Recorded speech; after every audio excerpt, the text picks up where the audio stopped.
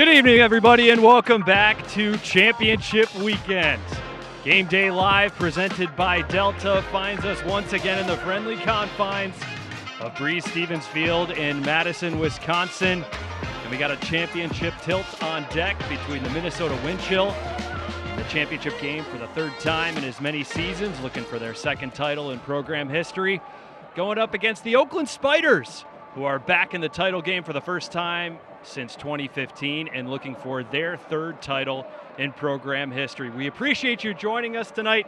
Ian Toner alongside Colin Camp and Charlie Hoppus.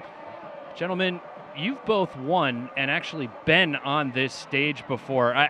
My producer is telling me, I think we've got some video of the last time Charlie was on this stage back in 2022. Can we get that up? Can we get that queued up?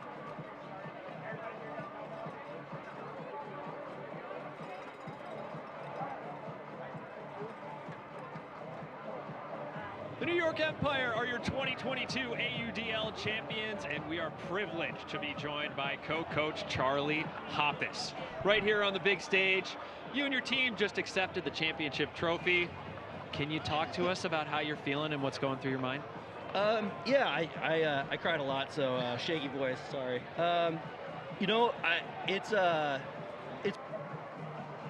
So Charlie, you've had a couple years to reflect on your first of two UFA championships. Can you remember what it was like and put that moment and that experience in perspective for us? It's crazy to see myself with hair and a few pounds ago, already just a couple of years.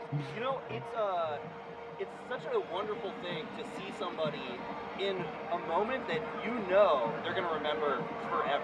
What a special thing. And it's funny for me, like, you know, you've done a million interviews. For me, that's an interview that I remember always. I think about it all the time. I think about that moment, that night, all the time. Having a championship is something that is irreplaceable. It's something that no one can take from you. And it fuels in a lot of ways. A lot of the work that you put in, there isn't any payoff for it necessarily, and it's a lot of intrinsic value. And winning something like a championship, it's external payoff that says it's all worth it, and it's something that not everybody gets, and it's such a special thing. And Colin, you were a part of that Radicals squad that broke through and won the title on home turf here in 2018. I know we've been back at this venue for other broadcasts a few times, but are you ever able to find yourself lost in the moment and reliving some of that experience with all your former Radicals teammates? Oh, absolutely. This weekend definitely brings back fantastic memories for myself. I mean, I call a lot of the games here during the regular season for the Radicals as well, so any moment being back here in Breese Stevens Field is a big moment for me, and it brings back great memories. I mean, I played Ultimate for 14 years, and there's pillar moments throughout your career that you remember, right? Time goes by, you forget some of the games, you forget some of the moments, but there's always those pillar moments that you draw back to, and I know Toner and I have shared some on the field together, but you share that moment with your teammates, and you'll never forget it. And when you come back and you see these other guys having that opportunity, you get excited for them because you know this is a moment they're never going to forget in their Ultimate career. So in a matter of hours, we will be crowning a new champion here in the UFA as we get another look back at Colin being involved in a heroic end of quarter score for the Radicals. That was the end of the third quarter against Dallas, right? And Kevin Pettit-Scantling, who's also been stalking the sidelines here at Breese Stevens Field, trying to bring that disc back to life. And tonight we've got Minnesota going up against Oakland. And gentlemen, I think both of these teams showed why they were the superior team, the deeper team, the top two in the league outfit in their semifinal victories yesterday. I think it was amazing. We said it yesterday, but it's the more I think about it, the more I can't get over it. Both those teams were able to play plan A on offense and defense the entire game. That is so rare to happen across any game in any point in the season. And so Oakland Spider right now just relaxing. In a moment like this, against these great opponents that they've had to face, and just be able to do what they want as the plan was, it's rare. And so to get to see both teams with that kind of momentum facing off against each other, they're not just great, they're playing great. Yeah, and for Minnesota, as we see here, a great special teams play by Dylan DeClercq. those are the exact moments we expected from Minnesota. For me, at least, and I know I speak for a lot of people on this panel as well, outside of Toner, I think we didn't totally expect what we saw out of Oakland yesterday, and it was an eye-opening thing for us. And I think it had changed our opinion on this Oakland team from, oh wow, like we didn't think they could beat New York, to, oh wow, we're not sure that Minnesota can beat Oakland. That's right. And I think for Oakland, there were clear paths to how they could beat New York, and we talked about it. And then they ran that path and blew past it. And I mean, I think them winning was maybe a bit of a surprise, but not shocking. The way that they won and the difference in the score is absolutely shocking. Yeah, and for this Minnesota team tonight, I think they have good film on what this Oakland team can do now. Obviously, having played them earlier in the season, the rosters look a little bit different for both teams, as we'll get into throughout this pregame show. But for Minnesota, you know that their attention to detail over the last 24 hours as they've been preparing for Oakland is going to be second to none. Ben Feldman talked to us in the pregame, or in the presser this morning, about how they were clipping videos until 3, 4 in the morning. So this team is going to be prepared for that Oakland attack. The question is, can they slow them down? Because New York could not yesterday. It is almost certainly the most prepared, best prepared team in the league, and has been for a number of years. They win around the edges in every single game, end of quarter dominance, special teams, as we said, timeout usage, line calling, in-game adjustments, sideline rollers, all those things. They excel at pole fielding. Those little details add up, especially when you're trying to pull off what is probably, I would say, an upset to try to bring home another title. Yeah, and it's funny that we're talking about it now being an upset after yesterday we were talking about Minnesota coming in as a potential favorite, right? And I think Minnesota relishes that role, right? They're excited to maybe be an underdog again. With an injury to a guy like Will Brandt, I think they feel even more as an underdog now, and that's exactly where this Minnesota team thrives. They want that underdog mentality.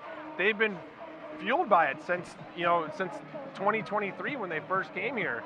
So I think being able to get back into that mindset with the players that they have on this team that have been in this program since 2023 is a great spot to be for them right now.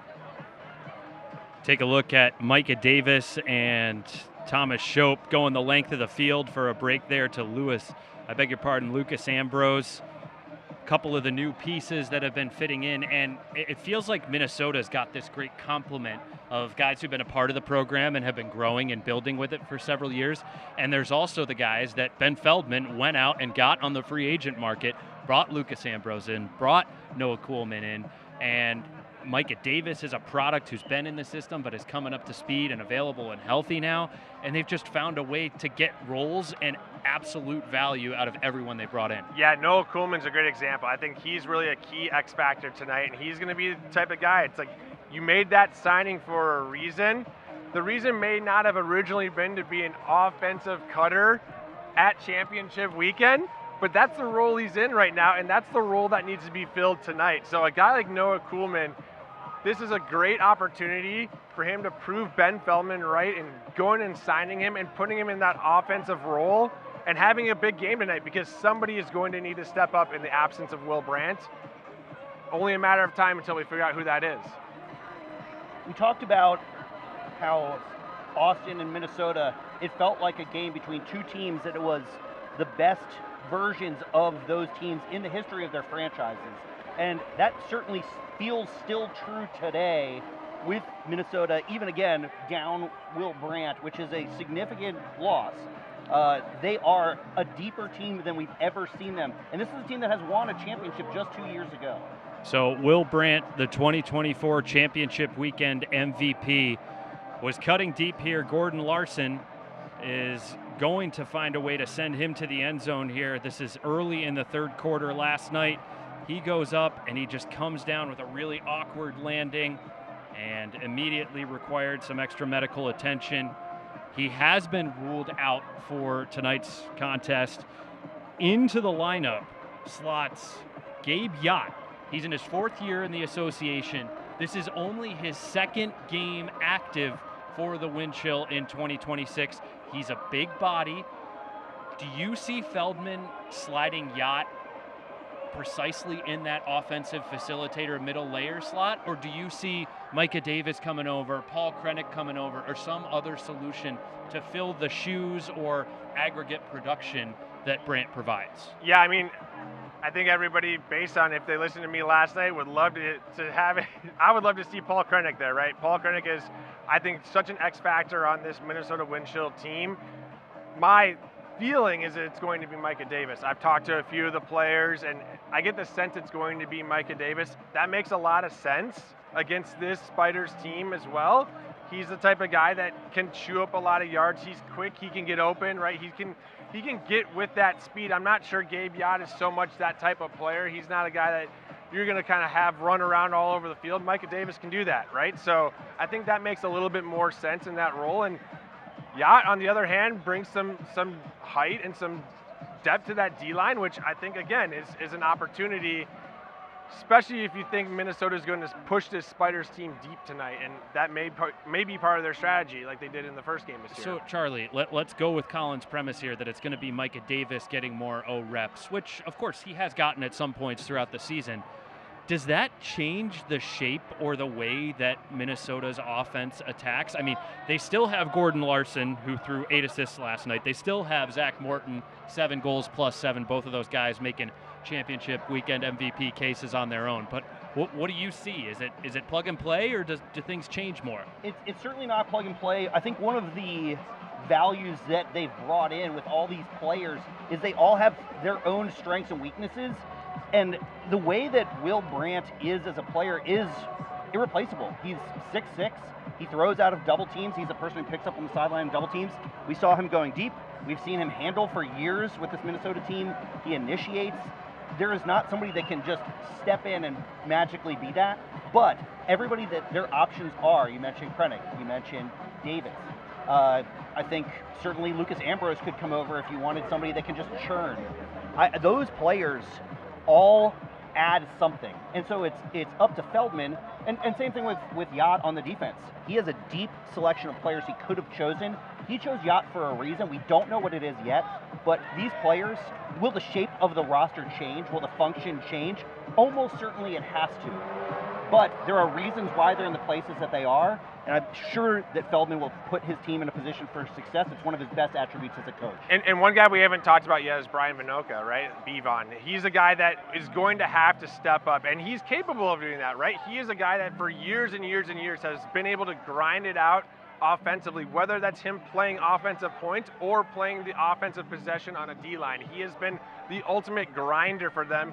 He's in as good a shape as he's ever been, despite being 37 years old, I believe, at this point. And, you know, he's excited for this opportunity tonight as well, and he's not going to shy away from that big moment. So I expect a guy like Bevon to also be a big contributor tonight.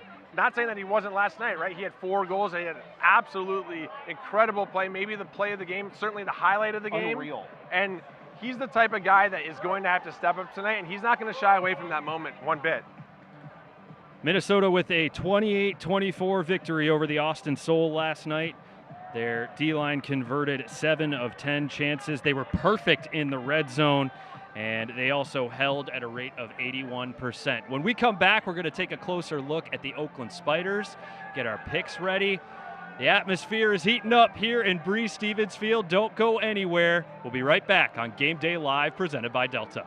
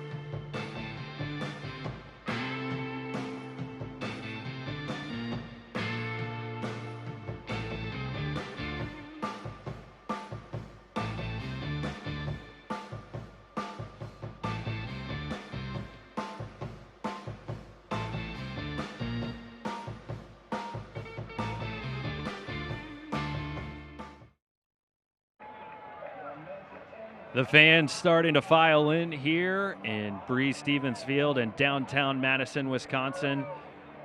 A town that's come to be known as the capital city of Ultimate, and this is really a great Ultimate community in the sense that, of course, they want to be cheering on their hometown Radicals, but even if the Radicals aren't in it, they love the product. They're here to support the league. They want to be entertained.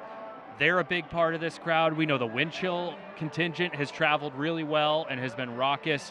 I think we're just getting a tip of the iceberg for the level of energy and enthusiasm that we're going to see here at Breese Stevens tonight. Yeah, I mean, Breese Stevens has really become a home away from home for this Minnesota Wind Chill team after having to face so many demons in years past for many years, never winning here, and eventually getting over that hurdle. Now they're winning games every year in Breese Stevens and looking to win championships here, additional championships here this year as well. This crowd travels so well for this Wind Chill team. They're so invested, and we've already heard some stories of people driving down today to join the crowd and join in the festivities tonight and hopefully cheer on that Minnesota Wind Chill team to a victory. It's a beautiful venue. I mean, it's just hard to imagine a more perfect setting. And tonight, it's a beautiful night too. It's almost completely still here on the field. As we know, almost always, especially in the left end zone to the screen that you're going to be watching, there can be some wind that'll pop up some discs. Pucks will be affected, but in terms of the atmosphere for the fans, it couldn't be a nicer night for Ultimate. So the last time these two teams played, back in June, week 8 of the regular season, Minnesota went to Oakland and won 19-18, and that was a much windier affair than any conditions we've seen so far here at Breese Stevens. Fremont High School notorious for having that wind that comes in off the bay, attacks that one end zone, and makes teams attacking from right to left across the screen, always working in that upwind direction. And I think there's a lot that both teams can draw on from that experience. But this Oakland team is also a different squad that is taking the field tonight. Daniel Ridoller's active. This O-line is maybe a little bit more complete than it ever was at any point in the season, given the injuries at different points to Frankenberg and Ridoller and the availability challenges of Adkins. This offense, I feel like it's Oakland's offense's game to lose after the performance we saw yesterday. I mean, they're in their final form, right? Like, we have seen an incredible Oakland offense all season long. We talked about it before. They won their first 5 or 6 games Picked by up 10 by or more Agami points, Contreras. including against some quality opponents, just absolutely picking teams apart all season. And yet, last night is the first time they had all their pieces healthy enough and active and playing, and we got to see Adam Reese play defense on Don DeMarais, right? Things that we hadn't seen yet, wrinkles that they had been planning on using and had been unable to use them. Yeah, and for this Oakland team, they continue to prove that youth doesn't really matter, right? I mean, they are on an all-time kind of confidence and win streak right now, whether it's in UFA, club, etc. Many of these guys have seen so much success over the last 12 months that this just feels like the next step in more and more success for these guys, right? It seems like it's going to be a never-ending kind of journey to the top of the mountain, and you start to question, is this the beginning of the next big dynasty in the UFA? It could be. We might be seeing that tonight, and only time will tell.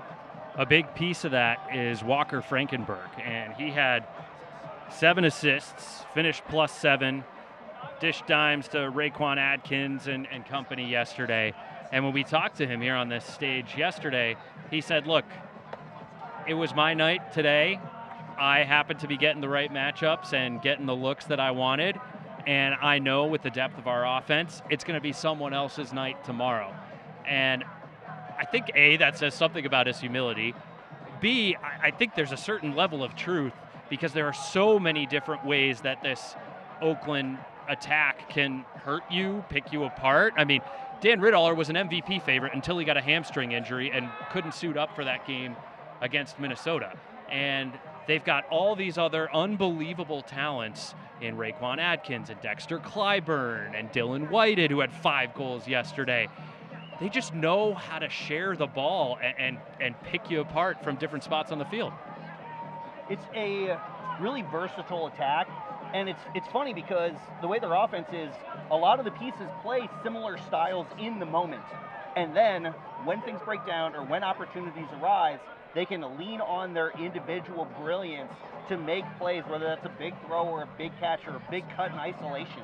And it's just amazing to see the way that this team can juggle pieces around O-line, D-line, with a first-year head coach, and just keep striking gold. As you said, the Spiders have won 2 titles in a row a long time ago, and it feels like, again, the Bay Area could be rising here. Yeah, and as much as I appreciate the humility of a guy like Walker Frankenberg, it's one of those things to me where I expect a big night out of him tonight. He is a gamer, right? We saw it on the world stage last week. We've seen it at times throughout this season. We saw it all of last season, and we saw it last night. And for me, just talking to him and kind of understanding his vibe, you just feel like this is a moment where he wants to shine and he knows he can shine. And he's such a smart player. He finds the opportunities. And against this Minnesota defense, that's exactly what they force you to do. They make you find the opportunities. They make you find the cracks. And he's so good at doing that. And so I expect a big game out of him tonight, despite his humility last night. And we can't sleep on the Oakland defense either, right? This is a group that made a New York offense that statistically was off the charts look incredibly pedestrian and uncomfortable last night. And there's a couple of lineup changes for this Oakland defensive crew. Out are Seamus Robinson and Dylan Villeneuve, and in are Kyle Liu and Sean Liston. Kyle Liu playing his 4th game of this season, and Sean Liston active for the 6th game this season. He was most recently active in the divisional championship game against Salt Lake. It feels like Oakland has a really strong defensive game plan. They displayed it against New York. Do we think that same game plan works against Minnesota? Are you expecting to see something different from Liam Kreis and the sets that his staff calls? I think they're very different offenses. The New York offense is extremely isolation heavy, and they ran a defense that really made it hard for them to win in isolation, even in the reset space. Just an absolute amazing clinical lockdown masterclass last night. This Minnesota team really likes to reverse the field, right? They like to take big shots across the field, whether they're flat throws, whether they're angled blades, occasional hammers. They like doing that. That's a really different style, and I think, ultimately... And the wind chill don't have the benefit of the 8th defender of the wind to help them against some of those throws, that's right? Absolutely right. Well, and I think, often we talk about ultimate in terms of the offense because that's the way the sport is built. The offense has such a distinct advantage. The statistics are almost all offensive oriented, and we just saw an incredible performance by the Oakland offense. Both these D-lines, absolutely incredible performances all season from Minnesota. Some great ones from Oakland too, and their best last night against the Empire. And it kind of makes you wonder what this Oakland coaching staff is seeing with this Minnesota offense to make some of those changes, because to me, you're taking away a little bit of your height defensively, which is interesting considering a guy like Morton just had a massive game last night and he's 6'5". You would think if anything you'd want to add even more height.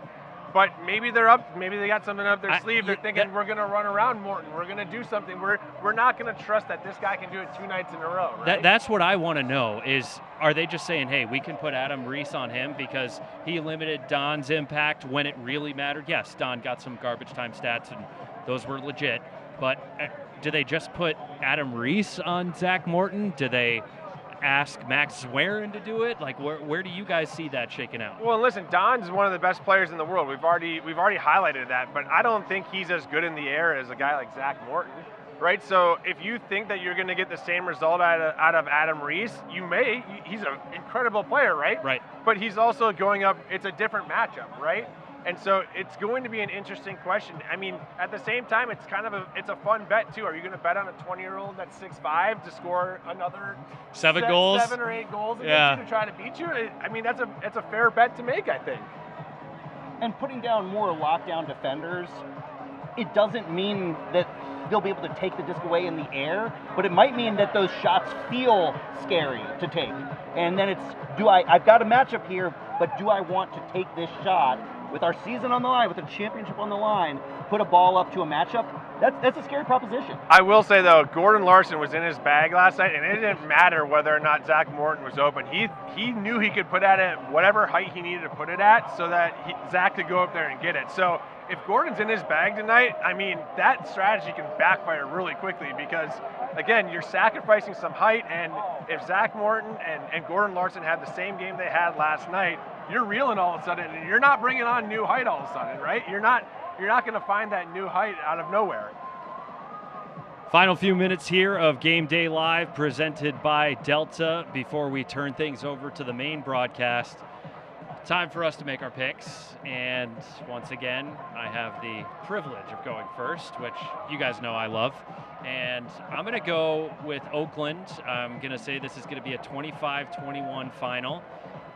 That's not to say I don't believe in Minnesota's ability to fight, their ability to get some breaks back later in this game. I think they're going to have a hard time getting the same level of defensive pressure against Oakland's offense that they were able to achieve against New York. I think this Oakland offense is going to be on another level, and I think it's ultimately going to be too much for Minnesota. Yeah, for Minnesota tonight, obviously, I think they're going to be playing with an extra chip on their shoulder with Will Brandt not being out, wanting to do it for Will a little bit. This team has a ton of experience. They've been in this place before. They've won here before. Oakland, first time in this stage, right? They have very little championship weekend experience, as we've highlighted. That being said, I still think that they are the team to beat at this point. I see them winning by 4 as well. I believe I have them 24-20. I have Minnesota playing a significantly more disruptive game to Oakland's offense than New York did. I think that Oakland went through the middle of the field very easily against New York, and that's just not an option against the Minnesota defense. They do not let you get free passes underneath to the middle of the field. Everything is, at the very least, weirder than you expect because of poaches, because of the athletic defenders. And that means that they can still get that amazing horizontal movement to vertical movement that they got against New York, but they're going to have to go around the middle of the field to do so. That's a harder thing to do. I have Oakland taking it 26-24. I think they're just clicking at a higher level than anybody else in the league right now. I think that Minnesota, fully healthy, it's a real true toss-up. I think Will Brandt being out is the difference there. As we look forward to the opening poll, which is now just moments away, you'll be able to see player introductions and others in just a few minutes. If you had to drill down on one X factor for this game, whether it's a matchup, a phase of this game, each of you, where would you put your focus? Yeah, for me, it's either Micah Davis or Paul Krennic, whoever ends up kind of filling in that offensive space. I'm going to assume it's Micah Davis right now. So for me, he's got to be that X factor. He doesn't need to fill Will Brandt's shoes, but he needs to fill a role that allows this offense to still be very productive and holding at a high rate. If this offense starts to bleed breaks, it's going to be very difficult for them to chip away at this Oakland offense. So whoever's kind of filling in that Will Brandt role, whether it's Micah or Paul Krennic, really is that X factor for me tonight. For me, I think that this is going to be a close game. And when it's a close game, you always end up going back and looking at end of quarter situations. You look at the way polls were fielded. You look at roller polls. You look at when timeouts were taken. That's what you end up looking back on. I think looking ahead, that's where the difference will be or could be. And I think that the coaching staff of Oakland has done an unbelievable job of that this weekend and for some of this season.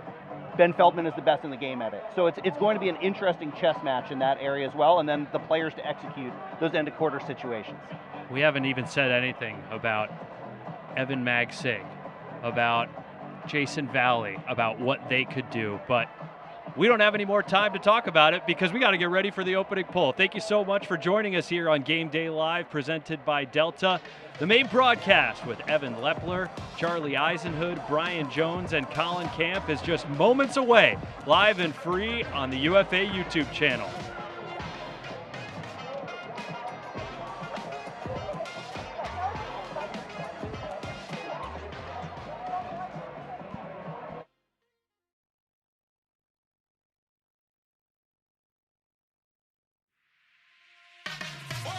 We love Ultimate Frisbee because of how the disc flies, the passion it provokes, and the breathtaking highlights that feel inevitable when two great teams collide. Tonight, we are all fortunate to witness the 14th UFA Championship game as the Oakland Spiders and the Minnesota Wind Chill seek to cement their legacies by taking this title. So settle in and buckle up as we present the final game of the 2026 UFA Journey. Oakland, Minnesota. Friday Night Frisbee with a championship twist. Next. Once you get to championship weekend, all the teams have talent. Knockout punch, Austin, book your flights to Madison. It's all about like what team is going to put it together and play the most as a team. If we win the championship, it means that we figured out how to play together. Converges, Ben-Yan reels it in. Championship culture is how we treat every single thing we do throughout the season. Frankenberg reads it best. And Vinoka says goodnight. You cannot kill this Minnesota team. Can you believe this?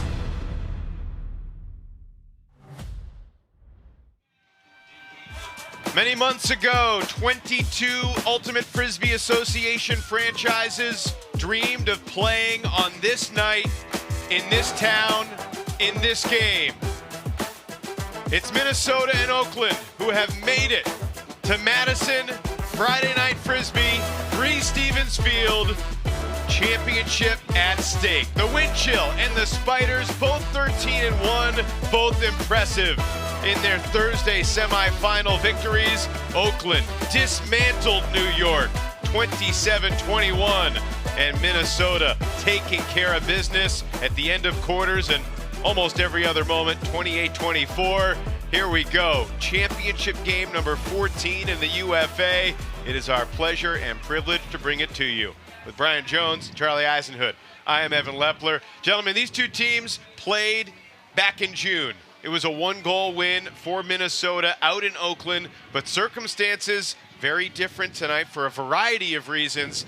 Your first thoughts on the Spiders and the Wind Chill with a championship at stake? Well, what comes to mind first is that these are the two most complete teams in the league. The combination of a great offense and a great defense got them to this moment. And, you know, throw the stats out. What we've seen so far from these teams this weekend is that they can really bring it on both sides. Now, the big changes, especially compared to that matchup from the regular season, Dan Rithaler, Raquan Atkins back in the lineup for Oakland, and Will Brandt gets hurt last night. He will not be available tonight. Those are going to be big storylines tonight. And then when we look at this game, I think we're looking at the legacies of both of these teams. For Minnesota, they won a championship in the Wind. They're a great win team, but tonight is going to be still conditions. Their defense is going to, if they come through, it's going to be a legendary performance to stop this Oakland offense. And then for Oakland, we're looking at a situation when it's been Jeff Babbitt's league for 5-6 years now. He has been the MVP. He has won championships in multiple teams. I think this is a changing of the guard moment tonight if Oakland wins. You're going to see not only Walker Frankenberg take the torch from everybody else, but that supporting cast, everybody's going to look fondly at these performances from Raquan Atkins, from Dexter Clyburn, all these little pieces doing their job for the Oakland offense. 11 of the 20 Spiders you're going to see tonight are 24 years of age or younger. And I think going into the semifinal against New York yesterday, most people thought the Empire were the considerable favorite. Everyone thought the Spiders had a puncher's chance, but it was Oakland that really did all the punching. They were in control from the start, and they really never relented. Almost from the very first points of the game, Oakland looked comfortable and New York didn't. That early turf from Braden Eberhard sets up the first break for Oakland, and they really never looked back. They got out to a 3-goal lead at the end of the first quarter, and New York just couldn't get any traction in this game with either line. Right, they couldn't get breaks. They got a few turnovers. Oakland isn't perfect on offense, but the system looked incredible, and they made New York look ordinary the entire game. They made the defense look ordinary, and then they kept the pressure up on New York, and it never really got close. Sure, there were some big plays from Alex Atkins, but it was too little, too late. Few and far between. Dexter Clyburn had more big plays. And how about Walker Frankenberg, part of this Oakland O-line that was only broken one time?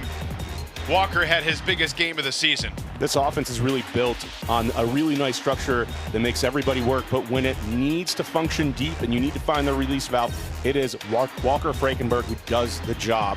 He is so versatile. He can be around the disc.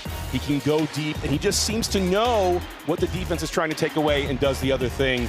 and it's incredible to watch him play. A ridiculous 840 yards of offense last night alongside 7 assists.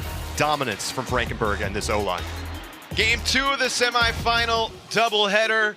The Soul back at championship weekend for the first time since 23. Minnesota, its 4th straight trip to the semis.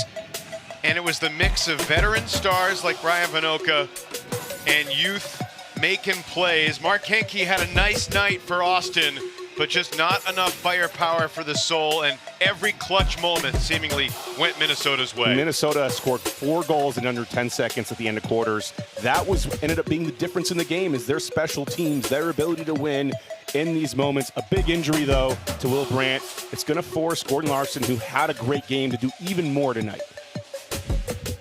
Brandt out is going to be a big challenge for this Minnesota offense, especially against a defense that was so dominant yesterday against New York. 4th member of our broadcast team is Colin Kemp. He's down on the sideline with an update on Will Brandt and what the Windchill are going to do. Thanks, guys. As you mentioned, Will Brandt is out tonight with a lower leg injury. It is obviously an unfortunate injury for them. As you may recall, last year, leader Dylan DeClercq also suffered an injury in the semifinals game, was not able to play in the finals. He's kind of leaning into what Dylan was able to do as a teammate last year to really prop his guys up and support them tonight. And for Ben Feldman, he's very confident in the ability for the rest of the team to step up and fill that void, starting with guys like Gordon Larson. Well, Gordon Larson changed his mindset a little bit after his college teammate and friend Will Brandt got hurt. It was breathtaking to watch Gordon take control in the second half. Totally locked in. I mean, he had 4 straight assists pretty much immediately after Brandt got hurt. He couldn't seem to miss. I mean, he was taking heat checks and hitting them. And he's number 2 in the league in throwing yards this season behind Alex Atkins. He could pass him tonight. That's very realistic, and he's been special. They're going to need him to have a big game. Unfortunate that Will Brandt won't be able to compete, but a different mentality perhaps for this Minnesota team. Zach Morton looking for another big game, the 20-year-old who goes to school here in Madison.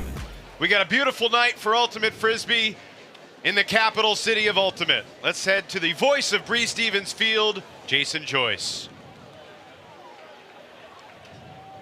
Welcome, Ultimate fans, to historic Breeze Stevens Field in downtown Madison, Wisconsin, the capital city of Ultimate.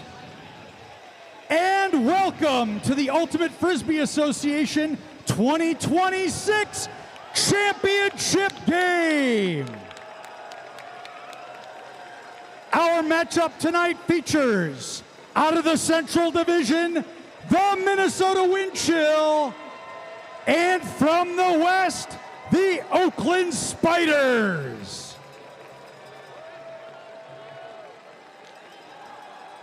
And now for tonight's starting lineups. For the Minnesota Windchill, number 2, Lucas Ambrose. Number 4, Noah Hansen. Number 5, Justin Burnett. Number 15, Kyle Sulflo. Number 23, Paul Krennick. Number 24, Thomas Shope. And number 28, Cameron Lacey. The Minnesota Windchill are coached by Ben Feldman.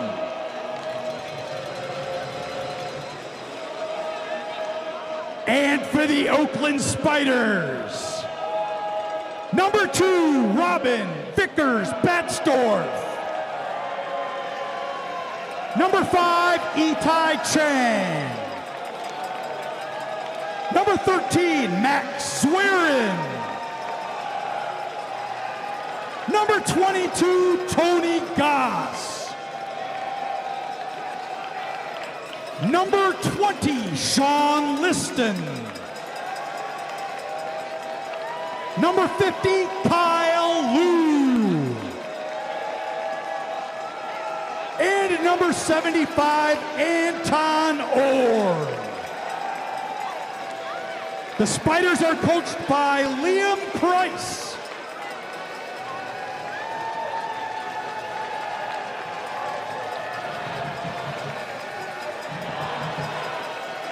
And now, fans, please rise and join former Minnesota Wind Chill player and 2024 UFA champion, Colin Berry, in singing the Star Spangled Banner.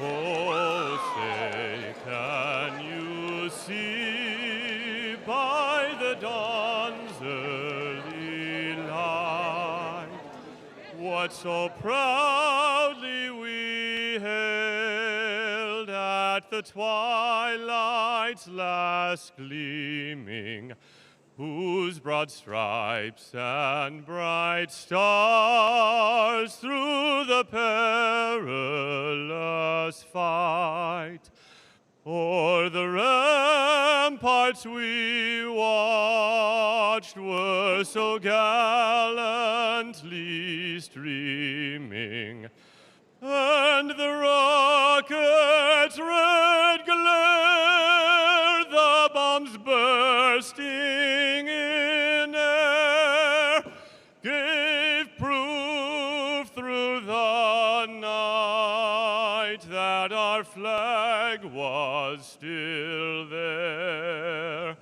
Oh, say does that star-spangled banner yet wave o'er the land of the free and the home of the brave? Let's go, Chill!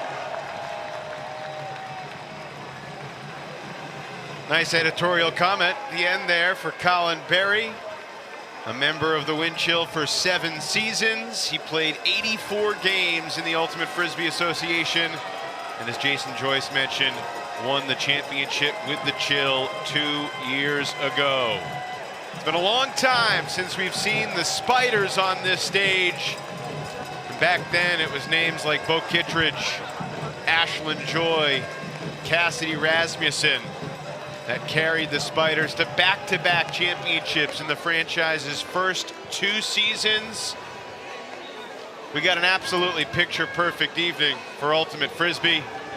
Julie Gordon will be the head referee in the white hat, and we will eavesdrop on her comments as the captains take the field for the opening coin toss.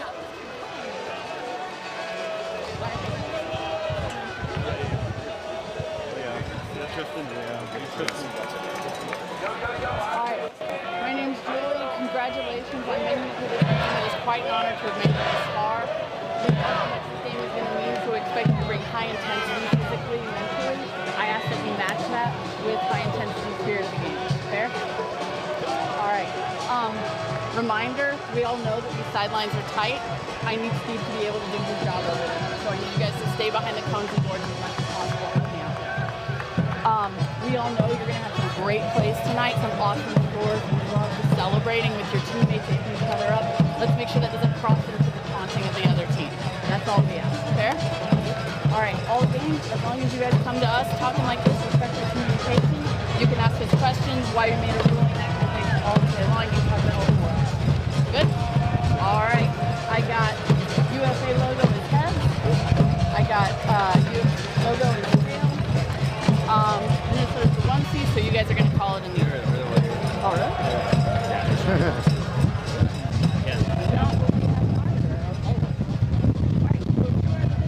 We'll go with it. Everybody's good with it. All right, ready? Yep. UFA. Bang. Bang. We'll take defense. All right, starting on D. We'll start over here. Over there. All right, so you're in the right position. Oakland is going to receive. We're going to start in 7 teams. They're going to get on the line pretty quickly. We will see Leo Gordon and the Spiders offense taking the field first. Keys to the game are presented by Victory. what is most important in your minds tonight? For Minnesota, it's put them on ice. And this really means throw the kitchen sink, try to find a way to disrupt this offense for Oakland, because if you do not, it's going to be a very long night. They have the personnel, they have the schemes. Coach Ben Feldman said at the press conference, they're going to try a lot of things. They're going to need to find something that succeeds early on in this game for them to have a chance. Last night, Oakland keyed in on Alex Atkins, threw double teams early, got the disc out of his hands, and really limited his impact in the first half, building the lead that they held on to the rest of the game. They're going to need to do the same thing tonight with Gordon Larson, especially considering some of the missing pieces on the Minnesota O-line. Well, more missing pieces. Late breaking news about Minnesota personnel. A key player is out. Let's go down to Colin on the sidelines. He's got all the details. Hey, Colin. Thanks, Evan. We found out during warm-ups that unfortunately Nate DeMorgan suffered an injury. He will be out tonight. So big blow for this Minnesota Windshield team. Christian Johnson coming in to fill that void. That's a hard image to see pre-game. Maybe post-game, it's hard, but it hits different. Pre-game, those two guys, both such key pieces, young stars in the sport. Sad not to see them get to show it tonight. And they've just been so immense for the offense. And to have them out, I mean, it was one thing to try to replace Will Brandt. That was going to be tough considering how well he played at Oakland in their win. But to have to replace DeMorgan as well, the task is very tall for Minnesota tonight. They were trying to win it for Will. Now it's trying to win it for Will and Nate. Cam Lacey launches the opening pull, and off we go. Friday night Frisbee with a championship on the line, and this Oakland offense, which had a brilliant day yesterday, feeling a little bit of pressure there. And Burnett draws the Raekwon Atkins matchup right away. That's going to be an exciting one. Lucas Ambrose is on Walker Frankenberg. Here's Burnett on Raekwon. Unable to squeeze it through to Leo Gordon, and the game's first turnover comes quickly. 35 seconds in. Cam Lacey shooting for Thomas Shope. Dexter Clyburn giving chase, but it's a Minnesota break. What a start for the Wind Chill. A massive energy play to get this game started, and the Wind Chill fans are going crazy. Wow. Exactly what they needed. You needed this start in order to seize the momentum and prove to yourself that you could get it done. And this is a mistake by Oakland. Raekwon Atkins just throws it out to space. Lacey's there. He's got the good guard, good defensive position, and from there he's going to let it rip. And Clyburn, while he makes up some ground, doesn't get there, and a great catch. What did you see, Brian, from Minnesota's defensive pressure that led up to the turnover? Lacey just had really good position there. I think that's an execution error there on Atkins. Oakland will cough up the ball, but they usually get it back. They have the best O-line defense in the league. Yeah, stall count creeping a little high there, and Lacey was completely all over that. I mean, he was out in front of the Oakland cutter. It was an easy interception, and he stays on the field for his monstrous pulls. The D and the dime all after the pull, and there's another perfect pull setting up Oakland in the back of their end zone. Evan Magsig, the offensive quarterback throughout his Spiders career until this season, when he had the idea in the preseason to switch Daniel Riddaller onto offense and move Magsig over to defense, and the plan has worked out magnificently for the Spiders. And then Adam Reese has also gone to the defensive line. He's one of the best players in the world. And to have that anchoring a D-line as well is huge. You can see the trust that Oakland's placing in their depth right now. Kyle Lu's first touch at championship weekend, a completion to James Whelan. Valley looking for McCall. The teenage phenom Stephon McCall gets Oakland on the board. And a nice controlled throw there from Valley, who's one of the most experienced players on this Spiders team. That's going to be something, we haven't talked about it too much, but Minnesota in their third straight final, Oakland a team that only has a couple of players who've ever even been to championship weekend. There's a huge gap in terms of the experience here on the biggest stage, but a nice settling hold here for Oakland. And Valley with a gutsy throw, perfectly on a shelf. gets the right edge. In addition to that, a lot of momentum in that first point, and this is a pro Minnesota crowd. There's some Spiders fans here, but you can see the blue filling in as a lot of people are able to travel here down to Madison. Some quick early bookkeeping. Both teams ended up making 2 roster changes from yesterday. Kyle Liu launches the pull for the Spiders. He and Sean Liston were inactive yesterday, active today, replacing Seamus Robinson and Dylan Villeneuve. For Minnesota, it's Gabe Yacht and Christian Johnson who replace the injured Will Brandt and Nate DeMorgan. Young Zach Morton flips it to Larson, keeps it moving quickly for Brian Vinoka. What a throwback the clock game Bivon had yesterday. No surprise to see Paul Krennic out here on the O-line for Minnesota with the changes to the lineup. Micah Davis as well, the inside flick for Leo Sabel Fernandez. A smooth first hold for this Minnesota offense. A very good sign for Minnesota. When you lose 2 talismanic players and you're able to smoothly move it up the field, Micah Davis has been a revelation. Sometimes those injuries can take the pressure off. Sometimes it could be a situation where it's like, you know what, we're down some of our stars, so hey, we're maybe supposed to lose. And I don't think that's the way they're thinking right now, but they're locked in already and they're ready to go. We talked about Brandt in the open. What does Minnesota lose with DeMorgan getting sidelined late? Well, you know, he's just an available cutter who can then turn around and hit deep shots. I mean, he's coming to this team and leads the team in per game plus minus, over 4, a +4, almost 3 goals, 3 assists per game. He and Will Brandt were the highest production players on the team, so it's a lot to replace both those guys. Certainly Oakland didn't realize that he wasn't going to play. Their game plan probably accounts for DeMorgan. We'll see if someone else on this Minnesota offense kind of takes that risk-taking role. Well, it's certainly nice to be able to bring Paul Krennic over, somebody who's played O-line in the past and has plenty of chops to step in and fill that Will Brandt role downfield. First time we're seeing this Oakland offense since their opening point turnover. What a season for Daniel Riddaller. Already, I like this Minnesota positioning a lot more. Dylan White's shot is knocked down.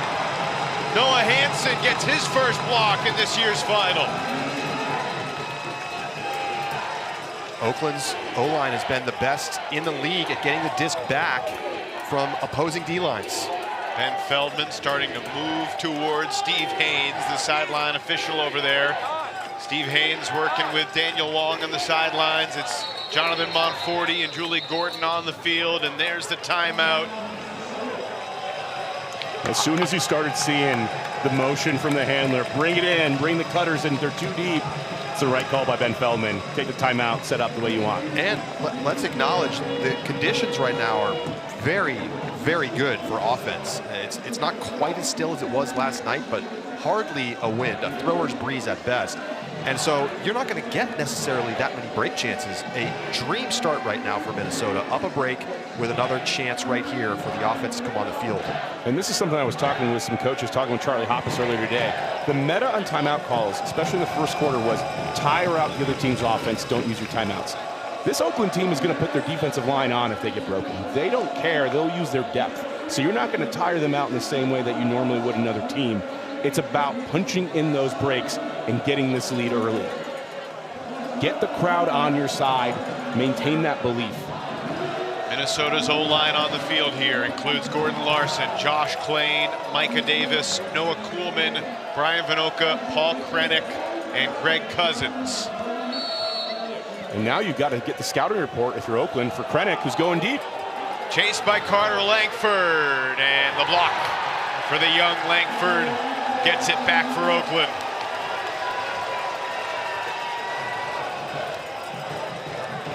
Now this Oakland D-line trying to hold. Jason Valley has their only assist so far tonight. Working with Robin Vickers-Batzdorf. And here's Evan Magsig, longtime captain.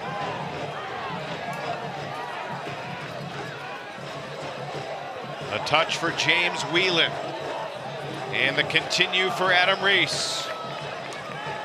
Up the line for Vickers-Batzdorf, right in front of the Oakland bench. Minnesota's O-line trying to get the defensive stand.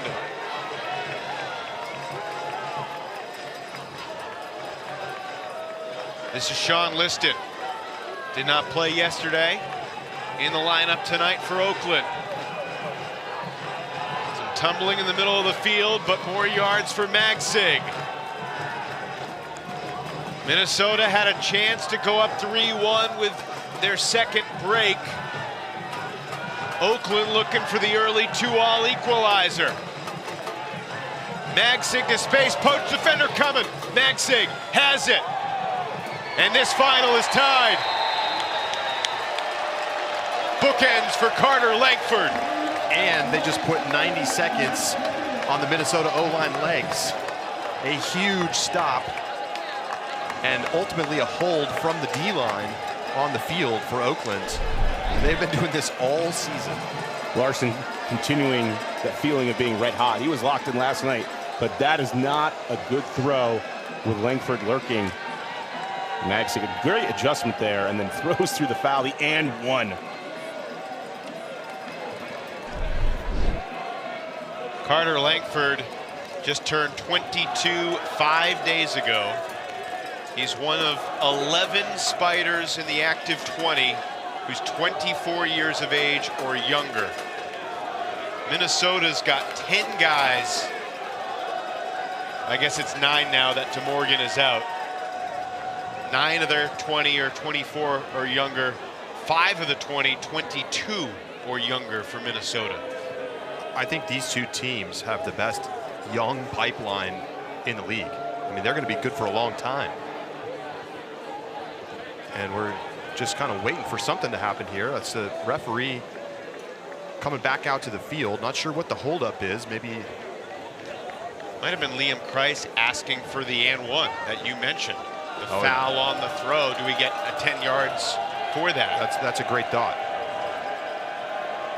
I think the rule is it's only on the catch because the play continues despite the foul. They gain the advantage on the score. Pressure from Vickers-Batzdorf, but the pass to Hansen eludes it. Kind of a hodgepodge line that includes Lucas Ambrose and Cam Lacey. Morton's going deep, but Adam Reese is there defensively. That's a dangerous reset, but it floats long enough for Hansen.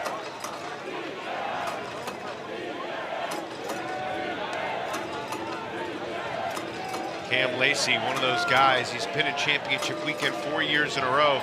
He's just 23 years old. Looking long, that's not gonna work. Hansen wanted that throw back immediately. I think this is where you're gonna see Grant and DeMorgan out. You know, those would be the guys who would be taking that shot. Spiders looking for their first lead. This is Anton Orm to Adam Reese. Itai Chang. Oakland's got a lot of talented disc movers on this D-line. And you're seeing it. Chang needs a reset. And Minnesota wanted a stall. It was close.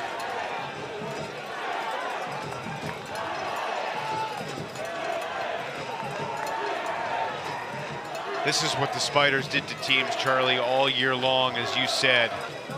Their patience from their D-line as well. I mean, they got a lot of handlers in this group that could be O-line handlers in a different circumstance. Kyle Lou spent much of the season injured. Cal Poly slow field to this backfield with Lou and Orm. And here's Adam Reese trying to milk it all the way to the end zone. He can't do it. Still work to be done. And Oakland does it. Relentless. Relentless. Strike cuts. Resets. They're just willing to grind forever. And they don't turn it over. One of the things we didn't mention as much last night in their game against New York, Oakland looked like the fitter team.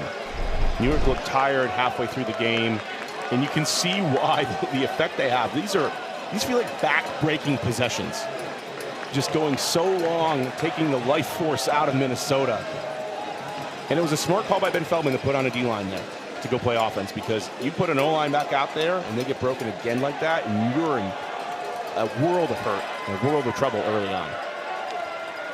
This is the first break for the Spiders, but because the timeout was called, it feels like back-to-back breaks. Yeah, they get the disc back on their previous offensive point. Punch it in, and you can see why it's just so hard to play defense against this team, because you have to continue to play at a super high level for a long time. 21-year-old Micah Davis getting moved over to offense with Will Brandt going down last night. Larson up the line for Noah Kuhlman. Good gainer, continue, end zone. Did he throw it too far? He did. Kuhlman tosses it out the back. A little bit of a tailwind going that direction, and just pushed it straight out the back. Also rushed it, just felt like he had to get it off and couldn't put the correct edge on it. Cousins throws his body around, can't get the block, and he's called for a bump. Liam Kreis is walking step for step with the sideline referee across the field.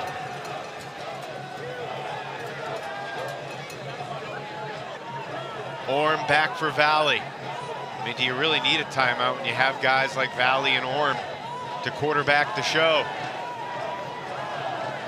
Well, I think Oakland is happy to put some mileage on the O-line legs. Davis tries to get the mark on, but it's Magsig.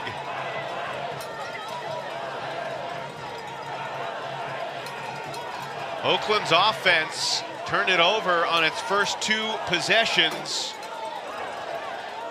but their D-line has gotten them back into it. And it's Magsig in the end zone for the 2nd straight Spiders break. Well, that early energy for Minnesota feels like it's evaporated pretty quick here, Brian. You can hear the Spiders crowd, and they are dwarfed in size right now.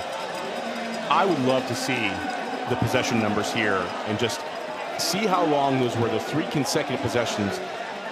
They just feel inevitable, and there's not much you can do. It's so impressive to see how patient, how disciplined that offense is, and how fit they are to be able to make those cuts over and over again. Jason Valley there is just a great QB. We've talked about Evan Magsig, but Jason Valley made hard breakthrough after hard breakthrough and kept it alive. Previous break, 2 minutes, 28 seconds. And almost 2 minutes on the one we just saw. Stefan McCall with the crossfield shot for Magsig to punctuate that point. Early urgency required here from Minnesota. They got the opening break. They've only been able to hold 1 time since. I've talked so much about this Oakland Spiders offense, but this D-line is no joke. The pressure they were able to put on New York, the clamps they were able to put on, has been sensational. And you just wonder if this Minnesota O-line, without guys like Brandt and DeMorgan, have the chops to withstand this Oakland pressure for 48 minutes. Great job there by Minnesota, getting off the sideline. That's where Oakland's defense has been so good. Christian Johnson activated late. Got to be an interesting feeling for him. Morton's going with a hammer, looking for Lacey, who elevates and brings it in just shy of the goal line. Skied over Magsig to make the catch. Reese gets a piece of the reset, but it's a flagrant foul for the bid. And that'll give Minnesota the disc on the doorstep.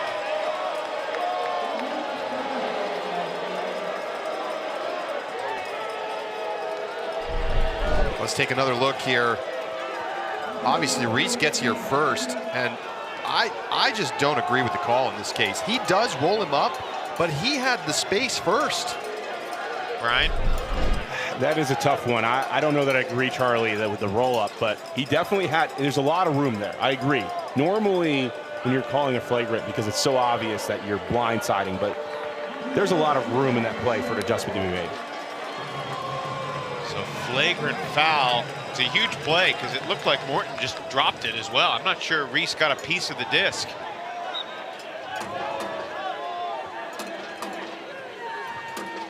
Winchell in search of a stabilizing score. And Hansen goes across the end zone and brings Minnesota within one. A lot to digest from that sequence. I thought the foul should have been called earlier on the throw. There was a little bit of bumping on the mark, and I thought it would have reset the stall count. But if that's what it takes for Minnesota's offense to throw the hammer right there to Lacey, to find a way through this Oakland defense, it's going to be a long night. Great play by Lacey. Great play by Lacey. And he had steps. It was a decent decision, not the best execution on the throw. There's another look, and that's just, to me, that's just not a foul on Reese. From this side, I agree. I mean, he's in front, and there's contact that's incidental after the play. So tough break there for Oakland, and Minnesota able to work through it. Cameron Lacey has been very involved in the start of this game. Both O and D. Another excellent pull. Clyburn called for a travel. Oh boy. Minnesota crowd trying to crescendo. That's a delay of game. He didn't wait for the whistle for the restart. It's like going false start on the goal line. Doesn't matter, though. Callahan country. Low throw for Leo Gordon. You can hear the Minnesota fans. Raekwon Atkins over to Dexter Clyburn. Justin Burnett, can he make something happen for Minnesota defensively? Not here. Gordon gains yards for Boyd Flegel. Burnett bids, but comes up empty. Again, Burnett.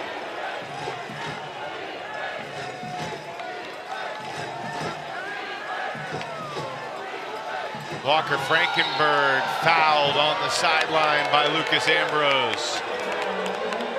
Those guys went head-to-head in the West Division many, many times. Ambrose, a member of the Aviators and Cascades before joining Minnesota. And it's Daniel Ritholler in the end zone as Oakland converts the hold with 21.9 seconds left in the first. As a max distance hold there for Oakland, and a great job just remaining patient and calm working out of the end zone. Leo Gordon did a great job to find some space on the break side. They hit him and opened everything up, and then they were right into their normal flow. And I got to say, that's a solid defensive possession if you're Minnesota, but it's not going to get it done against this Oakland offense. They will possess you to death this entire game, and you have to find a way to make them shoot. You haven't been able to do it so far. You can't just let them shoot indiscriminately all over the place, but you have to get them to throw hucks from the sideline to your matchups there. They haven't quite found it yet.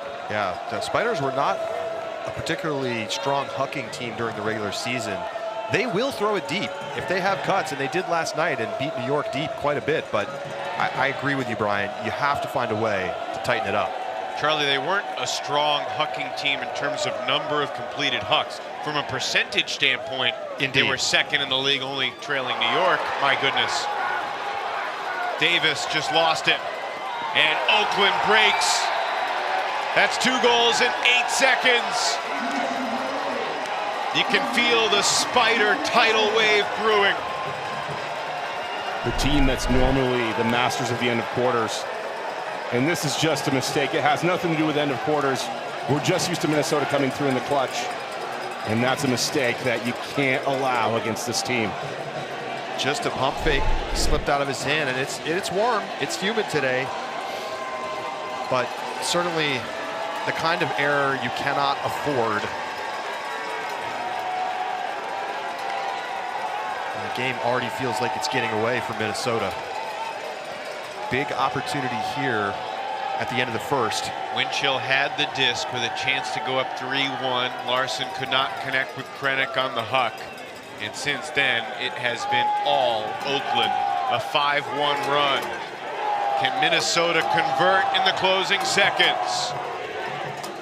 Croffle, the hammer to the back of the end zone, and it's the second block of the quarter for Carter Langford, who gives the Mutombo towards Zach Morton.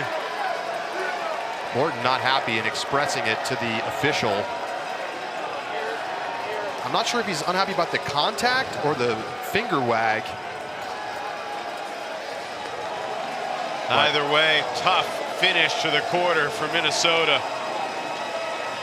And they have been the kings of winning the ends of quarters, and this time a shanked forehand followed by the block from Oakland. You wondered, would the Spiders be ready for the situational ultimate? So far, so good. It's the Spiders doubling up the wind chill, 6-3 after 1.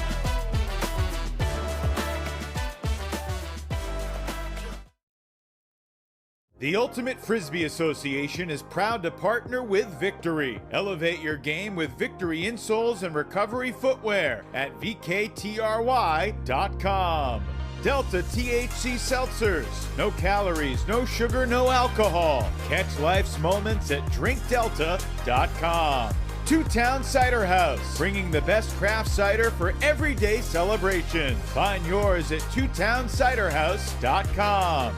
And Disket. Round Net meets Ultimate. Disket is the must-have portable game for every UFA fan. Get yours at DisketGame.com.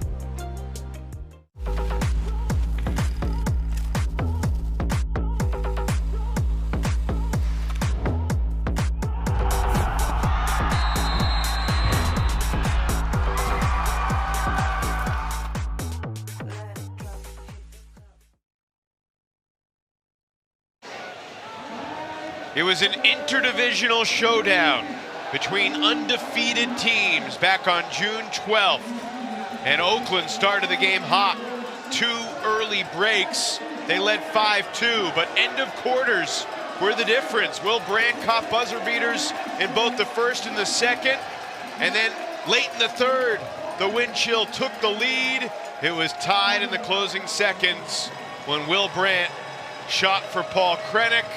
End of quarter success again, and Oakland could not even get a shot off as time expired. So the Spiders' only regular season loss came on that night by 1 goal against the team they're trying to get revenge against here tonight.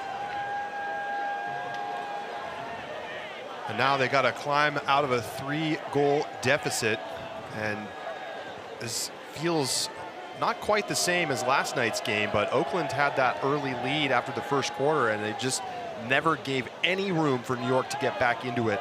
Minnesota's going to have to find something, dig deep tonight.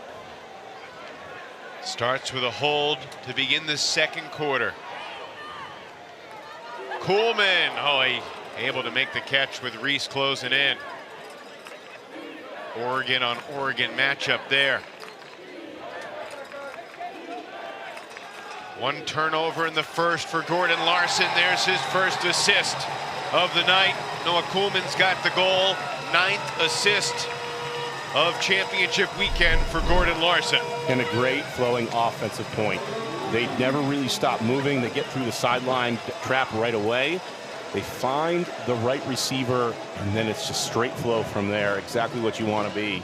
You need these easy offensive points to stabilize your team. Keep the energy up, and then put the pressure back on Oakland. Brian, I hope I'm not betraying your trust when I tell our viewers that you told me that you think this Oakland offense is among the best you've ever seen. Not among the best. It's the best structurally I've ever seen in Ultimate. Why? They have such great spacing and timing. You see multiple cutters moving at once, and they're so unselfish. It is incredible. Raekwon Atkins talked about this in the presser as this poll goes out of bounds. Another great poll from Minnesota. They just hit open hands, and they never really get above stall too. It is something special in the way that they're set up, and it's all come out of the Oak program and all these guys playing together.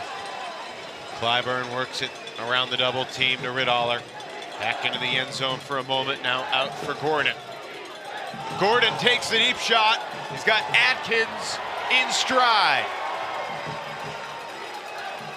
Frankenberg, oh, he overthrew Riddaller, but Riddaller went Superman for the horizontal happiness to maintain possession. Oh, imagine Walker's heart skipped a beat when he released that disc.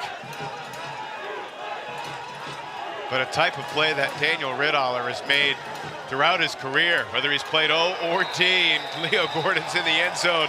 Liam Kreis, just like he drew it up.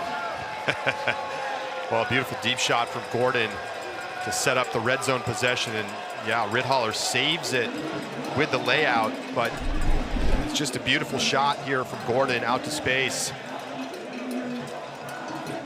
McCall finding some room, and then what a save by Riddaller. Just an absolute springs off the ground, instinctive layout, and then Gordon in for the goal. Leo Gordon telling me last week he's got great memories from this field. He won a college championship on this field 2 years ago with Brown University's Brownie in Motion.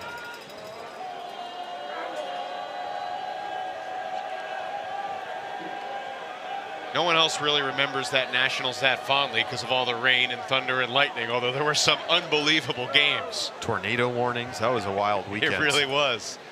Memorial Day weekend in Madison 2024. One for the ages. Yeah, but what a run for Leo Gordon and Jacques Nissen and that Brown team. I think that Brown team also has a big influence on what we're seeing out here. It's this combination of that Brown college program, the dominator offense, that has become a meta that you saw with DC for a long time and now refined into this total team dominator we're seeing out of Oakland. Cousins into the end zone for Krennic. Krennic's been really solid tonight, moving over to the O-line. And Minnesota doesn't look rattled, that's for sure. And they know what it takes to play from behind, to rally the crowd late as the sun goes down and it gets dark here in Madison. Their fans have to light up, you know, thunder sticks in the crowd. It's going to be quite the environment as we go through this game.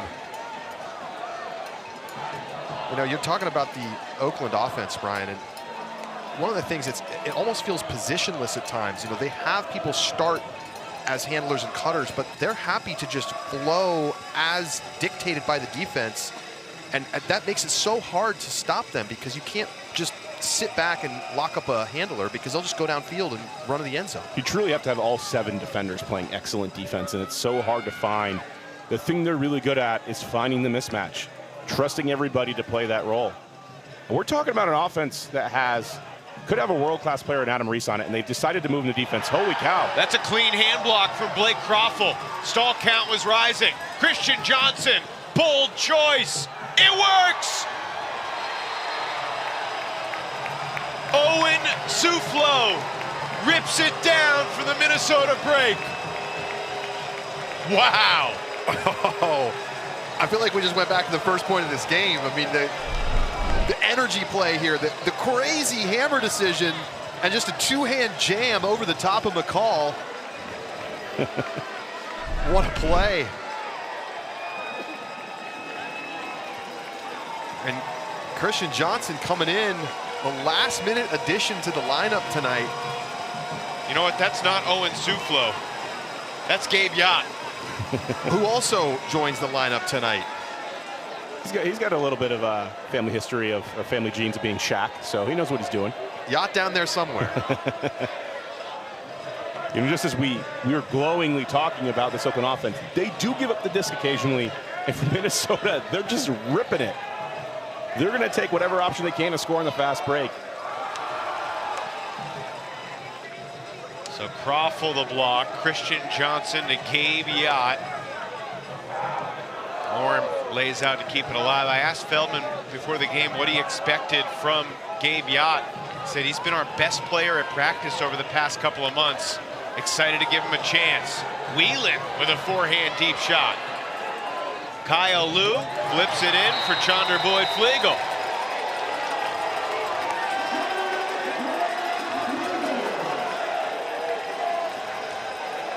Nice shot deep there from Whelan. The edge on it looked a little scary coming out of the hand, curling away from the receiver, but had enough float on it. Not a problem. And almost a turnover early in the possession as well. It's definitely looked a little tougher tonight for Oakland compared to what we saw against the New York defense yesterday evening.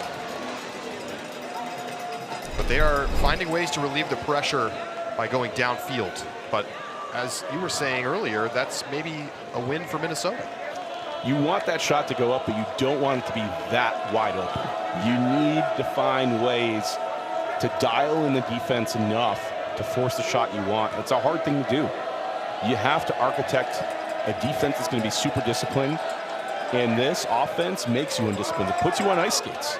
It literally has you overthinking which direction to go in. We saw Liam Price on the sideline there. Hard to believe he's just 28 years old, taking over for Caleb Merriam this year as the Spiders head coach. And a strange connection. Noah Kuhlman, who's got the discs now. Kuhlman and Price were great friends when they were 8, 9 years old in Seattle. They played Little League Baseball together. Now they're going against each other a couple decades later on the biggest stage in Ultimate Frisbee. Larson zips it through for Krennic. Difficult throw executed well from Morton. But a bad reset. Paul Krennic hasn't played a lot of offense for Minnesota this season. And that's the type of chemistry mistake that you see when you have these last second switches.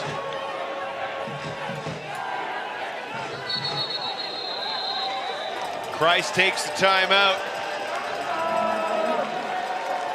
Dexter Clyburn reached out to him about coaching Cal after Dan Silverstein stepped away from the Cal Berkeley college program. He was the coach when Dexter won the Callahan. And then Spiders leadership, including Evan Magsig, who was 2 years behind Liam. Magsig and Liam were actually college teammates at Cal. It was Dexter and Evan that reached out, basically asked Liam to interview for the job. He's pushed a lot of the right buttons this season. No question. You know, you think about this Oakland team, similar roster a year ago, some huge influence from Frankenberg and others, and they couldn't get out of the West Division to make it a championship weekend, falling short and kind of collapsing late against Salt Lake. And this year, playing without some of their superstars in that same matchup against Salt Lake, they're able to get it done. They're healthy here this weekend, and they've looked fantastic. There's certainly a Cal Berkeley feel to this team, also Cal Poly slow. Walker Frankenberg was a D3 national champ at Middlebury, and the contact call goes against Ambrose. Oakland hunting break number 4 here in this first half. Spiders have capitalized on every break chance so far. Ritholler keeps it alive again.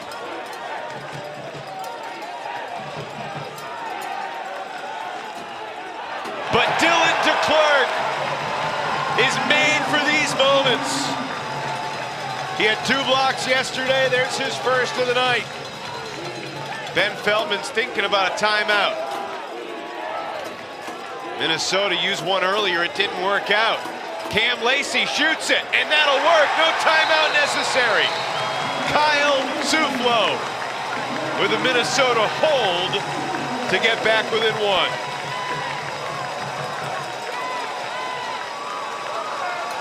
Dylan DeClerc brings a different intensity, doesn't he? Great read in that play. It's hard to get Leo Gordon. It's really, really hard. Trust me, I've tried. I'm trying to set him up. You don't usually get him in the handler in the short space there. Look at this play. Gordon doesn't seal him out. I think you've got to give probably the turnover, though, to the thrower. And then after this, Feldman's waiting to call the timeout, seeing if that fast break can keep going. He's excited. In these games, it's an emotional dogfight. You're already down 2 of your best offensive players, and you're just, as a coach, injecting belief. And you can see it across, I think, other pro sports, where you just see college basketball coaches at these big moments are just manic with energy. And you kind of have to be that way sometimes to make your team believe. You want to be calm, but you also want to celebrate the heck out of everything. Brian, do you remember in 2019 when you coached in this game, trying to strike a balance between composed and enthused? I was trying to be composed because we didn't have an answer early on for Dallas's offense. We were searching, and it took until that third quarter. Look at this! Intercepted by Krennic, who sneaks in. Maxig didn't see him. And then Maxig, was he called for a foul? Everybody stopped. McCall's in the end zone. It's a Spiders score. Whoa. And the Minnesota crowd, Boo Birds coming out. Feldman can't believe it. I mean, I didn't see it from a clear view, but it looked like a foul from this position. We'll have to see the replay, but snap judgment. There's a reason why everybody in Minnesota stopped. So often, this is a foul. And just disbelief from Hansen after no call, and nobody goes to the end zone, and McCall hauls in an easy huck. It's tough for your Noah Hansen in the Minnesota line out there because you want to sell it. You don't want to just start playing defense immediately because that tells the refs it wasn't a foul. But if they don't call it, then you're burned. Just want to give credit to Paul Krennic for an amazing block there in the reset space. Winchell had the disc briefly with a chance to tie it back up.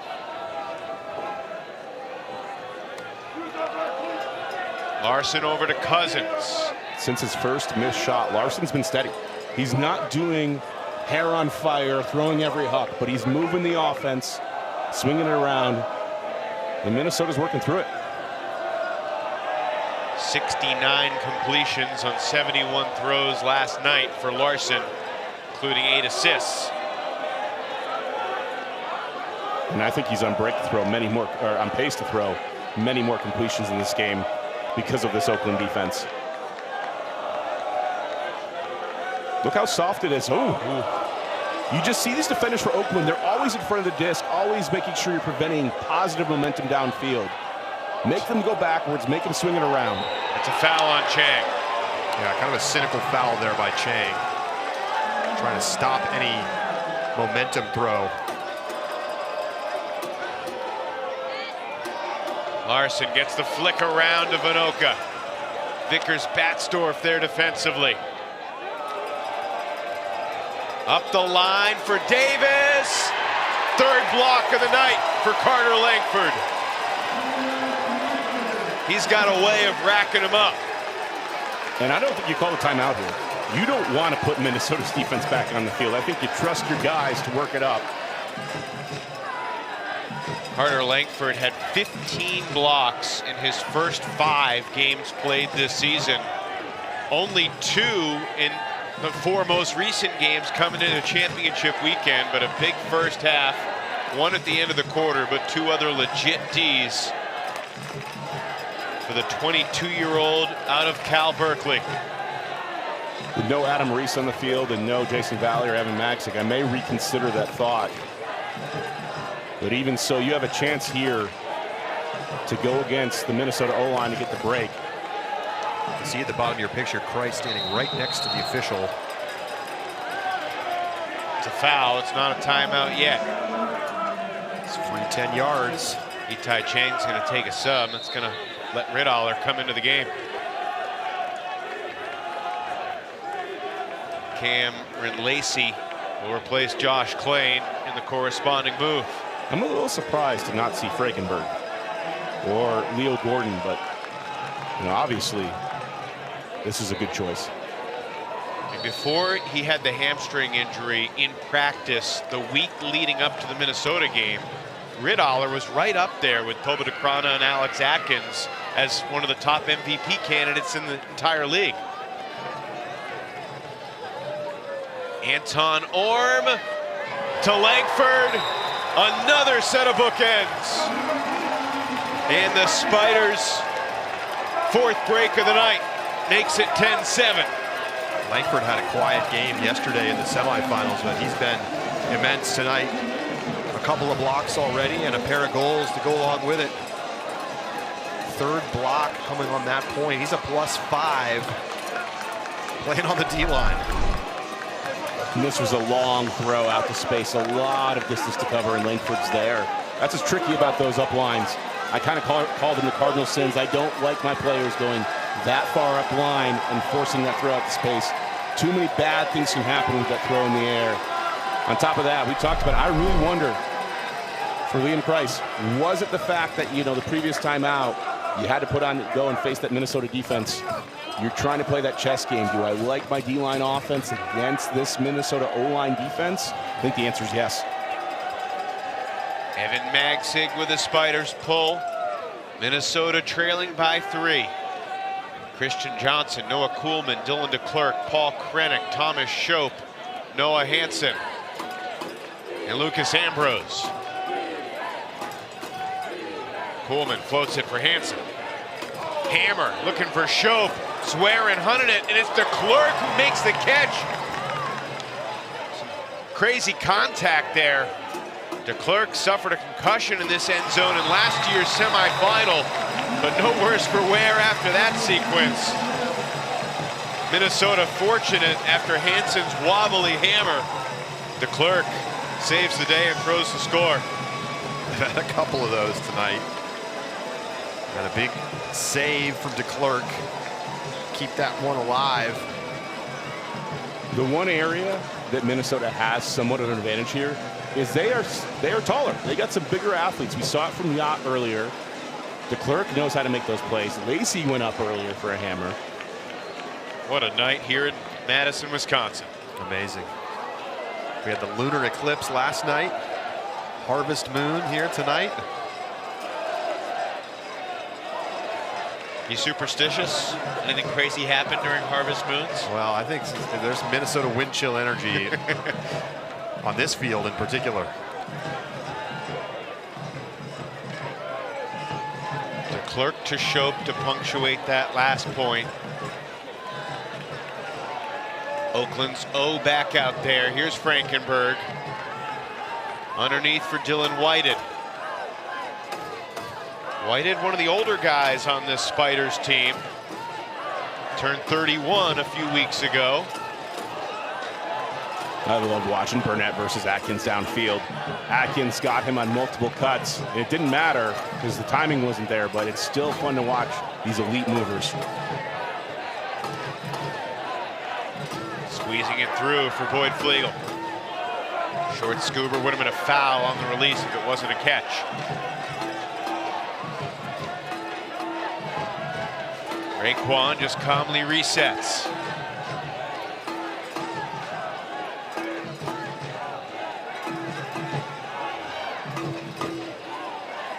Cool, calm, and composed so far in the red zone here.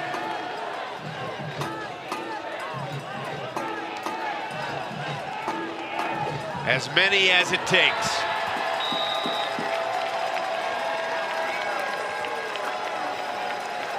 Just pure patience. A lot of running legs, a lot of slash cuts. Don't matter if you get the disc, we'll do it over and over again. It's something that you aspire to as a coach. I think almost every coach at some point has said as many as it takes. And to have a team culturally be able to hear that and do that repeatedly, oh, it's a dream. Daniel Riddoller was really devastated when he tweaked his hamstring and couldn't play on Friday Night Frisbee against this Minnesota team. I think he knew that he was having a good season. He wanted to show it with the world watching. Remember, Oakland won their first 5 games this year, all by double digits. They were the first team ever in the league to do that. but they didn't have a lot of close games. They were not one of the more closely watched teams in the first month of the season because they were just housing everybody.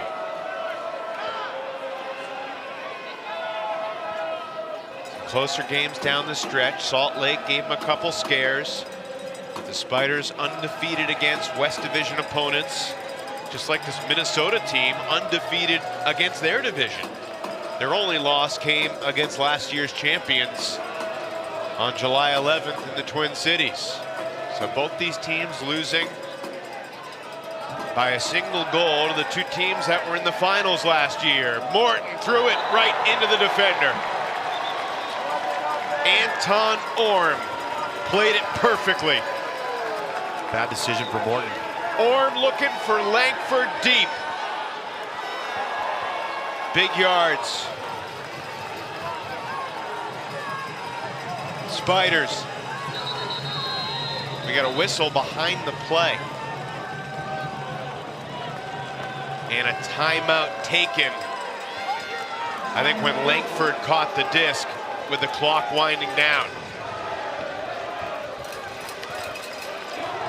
Mike Davis talking with Daniel Wong. He's upset. Josh Klain is very upset. And Feldman too.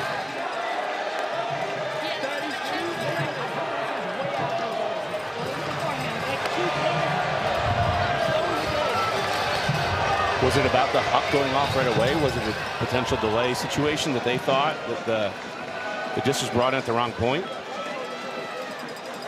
It's the only thing I can think of to be that upset about, that you just didn't know the huck was coming or you weren't prepared for it.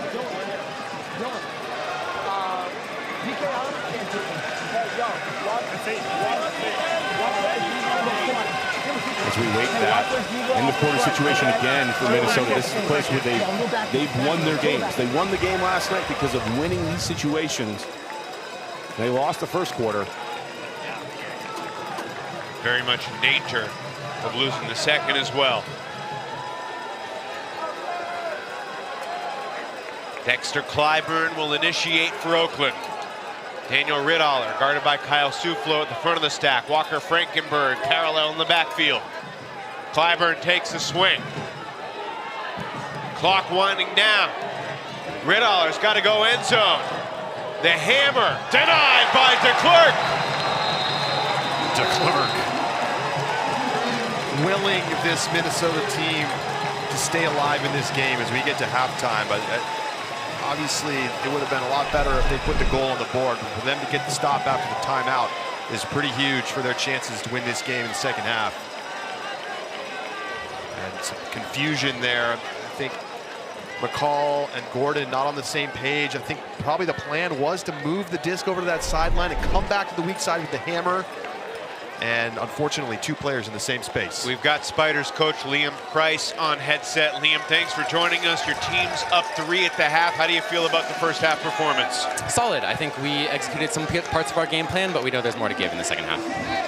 So Minnesota's, they've been able to punch back a little bit on defense. Are there any adjustments you need to make offensively, or are you just using your depth as normal? I think there will definitely be some adjustments. I don't want to talk about them too much, but we saw that Minnesota was able to apply a lot of pressure, and we got to be ready. You called the timeout late there, just 8 seconds left on the clock. What was the goal, and did you get the execution that you wanted from a coaching standpoint? Obviously, it was a turnover. It was a turnover. I didn't mind the look. I think Stefan and Leo have both shown that they can go get it when they want to, but they were being a little too generous to each other. So I trust them. They'll get it next time. Liam, obviously Minnesota threw the first punch, got that initial break. How do you feel like your team responded after that Minnesota hot start? Very proud of that, yeah. This is a game of runs, and we did a good job of stopping the Minnesota run and going on a little run of our own there. We had some solid, B+ end of quarter, which was a big improvement from last time we played them, where we had probably an F- end of quarter situation. So you scored the last 2 goals in each of the 2 quarters. It's one of the reasons you're up by 3. Liam, thanks for joining us. Best of luck going forward. Thanks so much. First-year head coach Liam Price, as his Spiders have the 11-8 lead. They won the first quarter 6-3. Teams split 10 scores in the second. After this short break, we'll send it to our game day set. Ian Toner, Colin Camp, Charlie Hoffus standing by with their first half thoughts.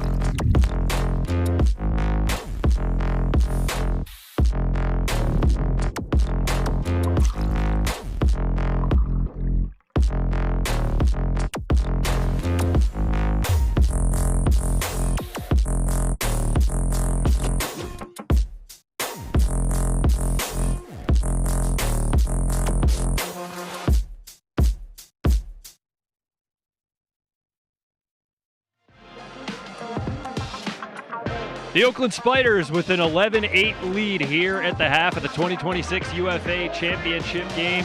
Thanks for joining us here on Game Day Live, presented by Delta. Ian Toner alongside Colin Camp and Charlie Hoppus. Gentlemen, that was a sloppy first quarter. We saw both teams start to trade some haymakers in the second quarter. Where do you want to start? What are your first takeaways as you look back at our first two quarters? I mean, almost overwhelming, right? The twists and turns that we've already seen in this game, it's building to be a classic if we can get a good finish here, because we saw so many highlights, mistakes, timeouts that didn't work out, big plays, players that are stepping up because they're filling in, stars being stars. The moment being a little big for some players. It's been such an enjoyable first half. I can't wait for the second half. Yeah, and down on the field, you can really feel that this Oakland team's embracing that chaos a little bit better than this Minnesota team. There's a bit of a pulse on the panic button for this Minnesota team right now. It was funny, right before that last play, before the end of the half, I was talking to Liam Kreese, trying to get him prepared for an interview, and he said, hey, will you cross your fingers for us to score here? That's how you know they're playing with a level of comfort and confidence, despite it being a little bit ugly at times. And I think we've seen a lot more of the Oakland 0-2/D1 having to play offense relative to what we saw yesterday against New York. I think it's fair to say that that group looks more comfortable coming in after a break than the mishmash lines that Ben Feldman has had to put out after his unit gets broken once or twice. And it's been really tough, right? Because of the losses that they've had on their O-line. DeMorgan, Will Brandt, like those are big losses, and you can't replace them with fill-ins. You have to replace them with strong players that can replace their production, at least in aggregate. And so the fact that those people are missing from their D-lines now makes that second O-line a little bit weaker. Exactly. It makes it easier to go on runs for the defense. 100%, right? Those kind of O2 lines, O-prime, whatever you want to call them, look so much different without a guy like Paul Krennic and Micah Davis, right? It's a trickle-down effect. It's a trickle-down effect, and you're trying to fill that in, and you're filling it in with guys that probably haven't got a ton of reps in those positions throughout the season. Certainly not in recent weeks, you would think. So we saw both Paul Krennic and Micah Davis play on the O. I guess we were both right when we were wondering how they were going to fill those holes. Krennic was a factor. He produced and got blocks. Davis had some hiccups, but also was a part of the fold.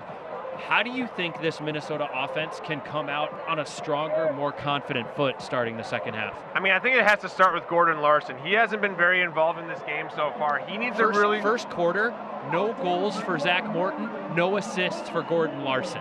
Yep, yeah, exactly. He didn't get his first assist until the second quarter.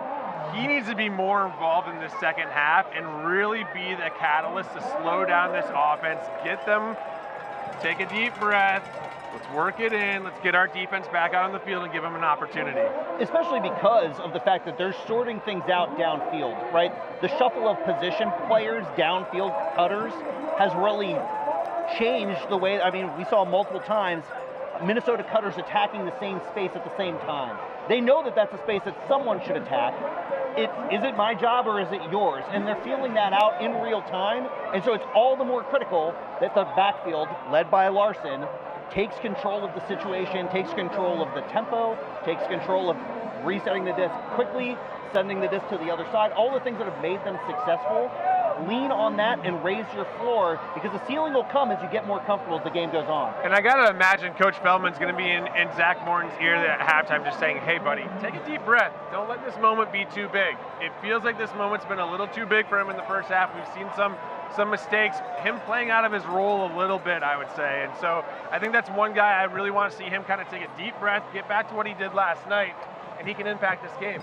3 blocks and multiple bookends for Carter Lankford, who's been taking pretty much every matchup thrown his way all weekend long, really showing up on the stat sheet tonight. And Jason Valley's been really strong, driving the counterattack, filling in that center handler role after they get broken. It feels like the defensive side of the disc, at least the way these players are deployed, is shining through in another level for Oakland right now in this championship game. I saw that too being down on the field. I think Valley's completely in control of this game right now. He seems so calm. He seems unfazed. he feels like every time they touch this, it's going to be a score for them. Well, and Valley and Magset are number 1 and number 2 in the league in assists from D-line players. So have them both on the line together is such a luxury. You just don't feel like they're going to turn the disc over. Valley's been here on this exact field 4 years ago, was excellent then in a very different role. He's a huge part of the counterattack now, and it's been, as you said, shining through. Feels exactly like the right description. Colin, the number one thing you want to see Minnesota clean up in the second half, and Charlie, the number one thing you want to see Oakland do in the second half. Yeah, for Minnesota, it's just get back to what makes your offense your offense. Start with Gordon Larson, grind it out, get your defense back on the field with opportunities.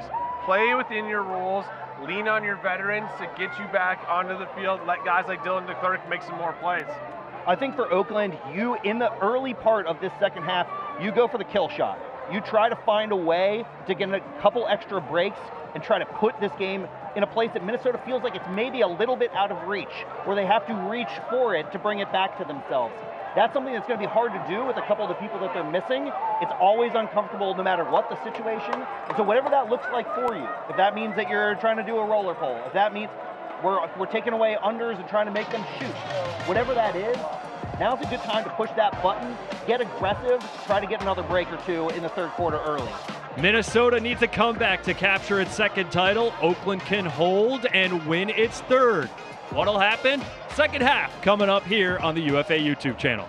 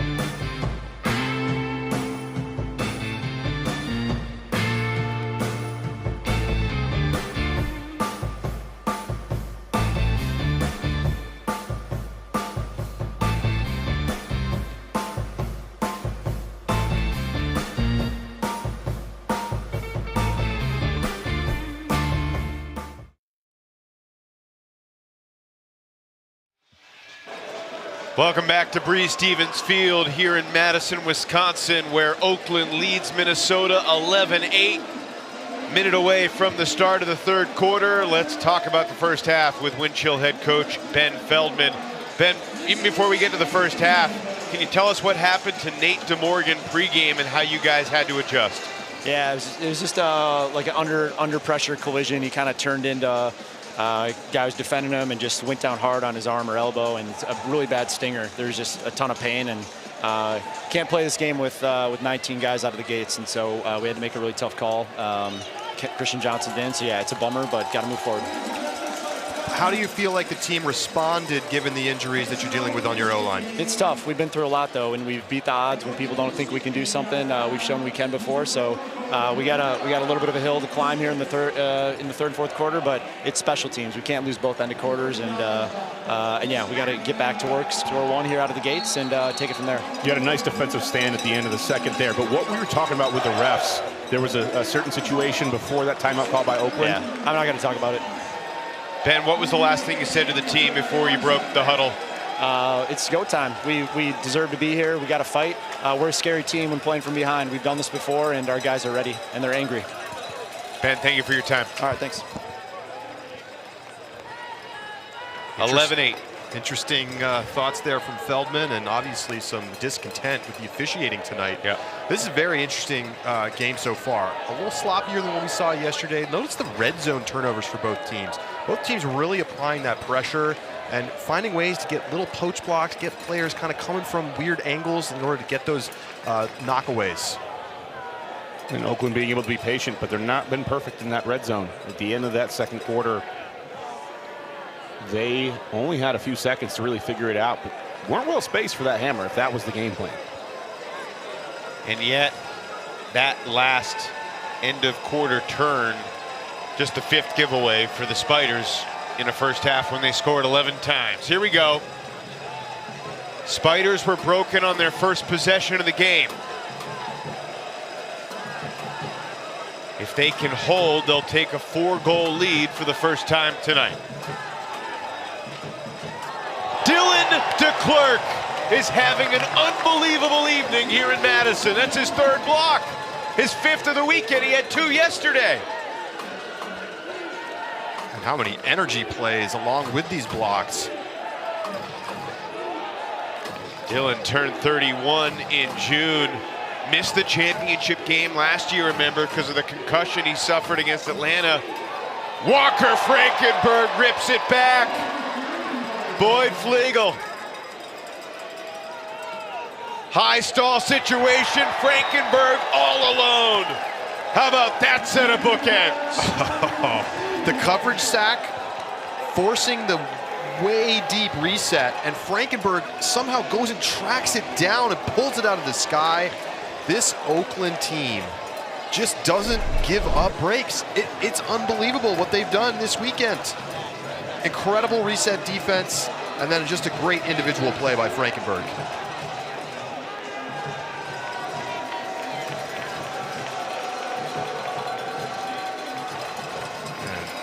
Coach Ben Feldman trying to call timeout in this sequence, doesn't get acknowledged. Then the turnover comes, and he is going to break his clipboard. Wow. Frustration boiling over for Minnesota. Chance to get back within 2. Instead, they're down 4 for the first time tonight. And another great sequence for Frankenberg after his special semifinal game yesterday. Micah Davis keeps it alive. Calmly cross field to Klain. After a young player like Davis makes a grab like that, you worry about conservation of greatness on the next throw. But Minnesota able to punch it in. Ryan Vinoka in the end zone. 12-9 Oakland early in the 3rd. We've seen a little bit of moments be weird for Minnesota, but after that weirdness, they survive it. The offense looks good. This pass I thought was a goner. That's a great play. You have to be confident knowing where the disc is going when you see that turn the corner, and after that, good rhythm, finding the small space, back and forth. If Minnesota can just slow things down a little bit more on their offense, they can stabilize and let DeClercq just rack up more and more blocks. Winchell got the break on their very first point of the game. Since then, they're just 1 for 4 on break chances.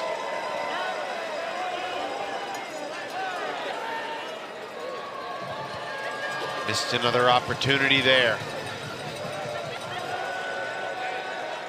A couple points ago when Frankenberg's heroics delivered the 4-goal lead. Now it's back to 3. Riddoller. Back to Raekwon. Here's Clyburn. Big bid, nothing doing for Hansen against Frankenberg.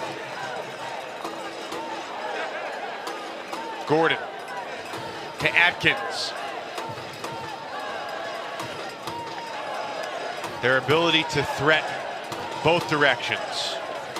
Forehand side, backhand side, reset space. It's that ability to go all directions, combined with the patience, combined with the skill, that makes him so tough to stop. Frankenberg in the end zone again. This is art. This is so much fun to watch. They do such a great job of cutting downfield from the resets. They never are just chilling all the way behind the disc, and so they don't lose yards. It's so hard to push them back. You can stall them for a little bit. You can make it so they're not making forward progress, but very rarely can you actually make them lose yards. They just find ways to keep on cutting and recycling through cutters. McCall, Frankenberg, Whited, Raekwon Atkins, it doesn't matter. They just keep churning. And that driving upline pressure they apply just makes it so hard. I mean, they'll take those horizontal resets when they're there, But if you try to overcommit at all, they're going up the line, and they've been getting those all night. Well, so many offenses look downfield for cutters, trying to gain big chunks of yards. They don't really do that. They'll take it if it's available, but immediately they are having movement come from behind and threaten downfield. Dangerous pass in the middle of the field. No more heroics for Bevon. Intercepted by Zwerin after he had a Callahan yesterday. He's got a block here in the finals too. Danger time for the wind chill. Anton Orm dishes to Itai Chang.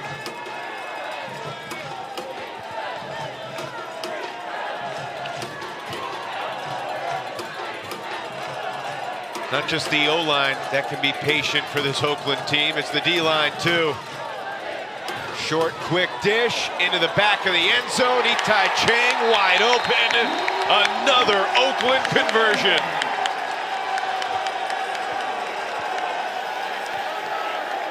It's a party for the Spiders right now here in Madison. Bada boom. Oakland's on fire and doing exactly what we heard from Charlie Hoppus at halftime that they needed to do, which is put a couple extra breaks on the board, create some distance, and start putting doubt in the minds of the wind chill. Anoka inches away from the disc on that leap. Nothing Cousins could do about that. Beautiful space throw to finish that possession. It's demoralizing out there, I think, because Minnesota, you're going, I don't know how we're going to get the disc back. It is so hard against this team.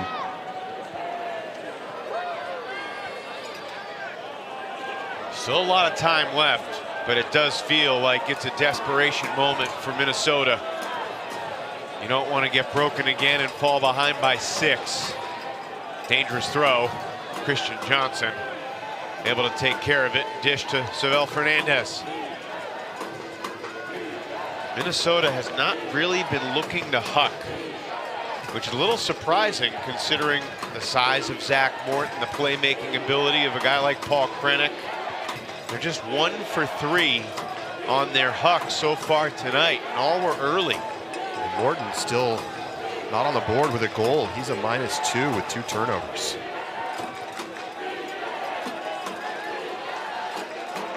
And maybe if they had Brant DeMorgan, that'd be okay, but without those 2 guys, certainly not. Can Thomas Schoaf give a spark? Here's Krennic.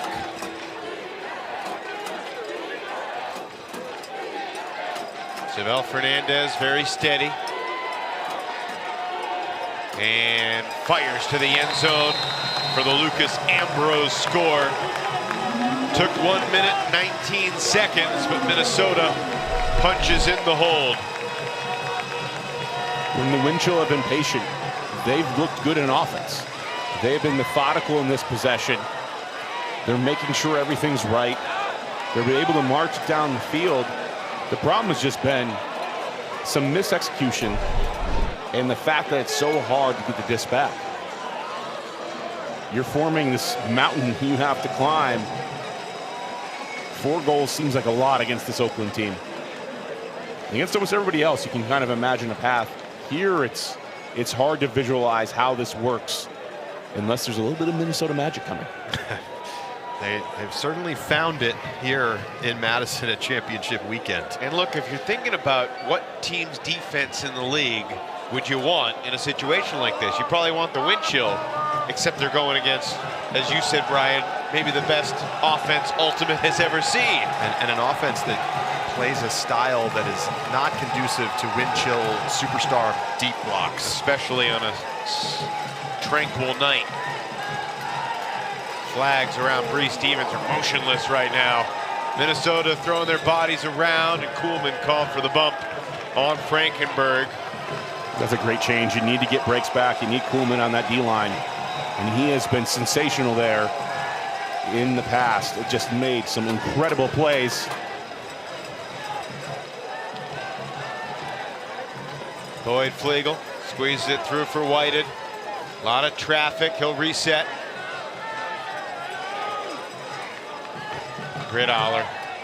He's got a motor. Back to Gordon. There's nothing that fancy that Oakland's offense is doing. Dump swing, pivot. Foul on Yacht. Clyburn will get to center the disc. It's not fancy in some ways, but it is different. I mean, think about the defensive talent on this Minnesota line right now. Ambrose, Kuhlman. They just have so many guys who one-on-one are amazing individual defenders, and Oakland still just slowly marches it down the field and puts it into the end zone. Just not giving those guys an opportunity to get that big layout D, and they're not putting up to 50-50 hucks. They just grind you out. Like I've said before, this feels like a continuation of the meta development that has gone on from the Brown College program, bringing in, featuring the Dominator offense, to what we saw from DC in the small ball era. And now, with those systems, a lot of times it was grouped around 3-4 people at a moment. This is a system that involves 7 people all at once and has a way for them to all be involved. So if you key in on one person, it doesn't matter. And if you overcommit to trying to stop the unders, they will throw it deep and they will hit it. Yeah. That's something that Truck Stop and DC in the past has maybe not had. I was going to ask, in your opinion, is there one most important player on the Spiders offense that Minnesota could key in on, or is the depth and balance of responsibilities too widespread to really focus on one particular threat? It's too widespread. That's what makes this offense so hard to stop. There is not one person in the guard. There is not one person getting the vast majority of touches. That is so rare. Think about Minnesota's offense and how big of a role that Gordon Larson plays on that. I mean, Walker Frankenberg only had 1 touch on that previous possession. There was a team technical called on Minnesota for repeated fouls, which allowed Oakland to pull it 10 yards further forward, make it 20 yards further forward. They pulled from midfield. Klain bluffs the huck. Been a while since we've seen Minnesota throw a huck. Kranick, marked by Zwerin. Anoka to Larson. Valley continuing to bounce on that mark, and Valley got a piece of it, I thought. But no, it's caught by Cousins to the end zone for Vanoka. And Minnesota scores. It's still a 4-goal game with 5 minutes left in the third. Remember, Minnesota gets the disc to start the 4th quarter. I think they got to get it to 3. Valley did get a piece of that. Yeah, he sure did. And the ricochet just perfectly to Cousins. And a nice shot out to space. Manutka's been really solid downfield tonight. And Evan, you were talking about this as Minnesota puts the D-line in field. Yes, you have DeClerc, you have Burnett, you have Ambrose. You need 4 more of those people. Right. That's what this team does to you. We saw it with New York. You can put Don on the field, put JR on the field. They say, that's great. We're just going to take whoever Don and JR guard, we're going to move them out of the way and we're going to work for everybody else. There are people on this offensive line. It's not completely egalitarian. You see Atkins doing a lot, but he's doing it so unselfishly. You see Rit Haller doing a lot, but he's doing it so unselfishly and just moving through all of the looks. Rit Haller to Boyd Flegel. Underneath, it's McCall.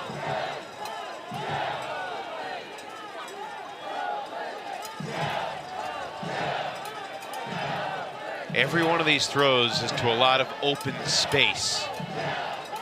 Gaining yards, clearing for each other. And they also just throw it by stall 4. It's a combination of speed and their break throws and that quick tempo. Most difficult throw of the possession, executed well. And Clyburn's flip into the end zone to a wide open Dylan Whiten. The skill set you see there is really Clyburn catching that disc. In normal flow offense, you are going to look down that line longer for 3 seconds trying to score at the cone. And if you watch Clyburn instead, he takes a millisecond to say, yeah, look at this here. Goes up in the air, he's going to catch it, nothing there. Let me see, how can I get it wide right away? He finds the open hands.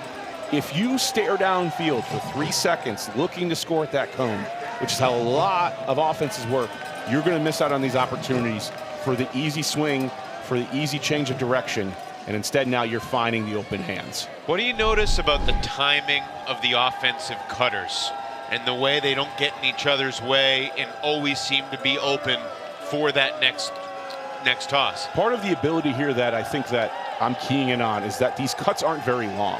The cuts go a little bit, and then they stay out of the way. So we're not making big, hard movements of 10 to 15 yards. It's a 5-yard cut followed by a change in direction. They know the disc is going to move. They know they might not get it, so they're always ready. Go 5 yards. Okay, it's changed direction. Let me double back the way I came.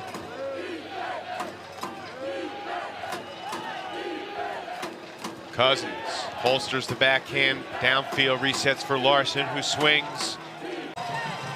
First Huck turnover of the night for the Spiders.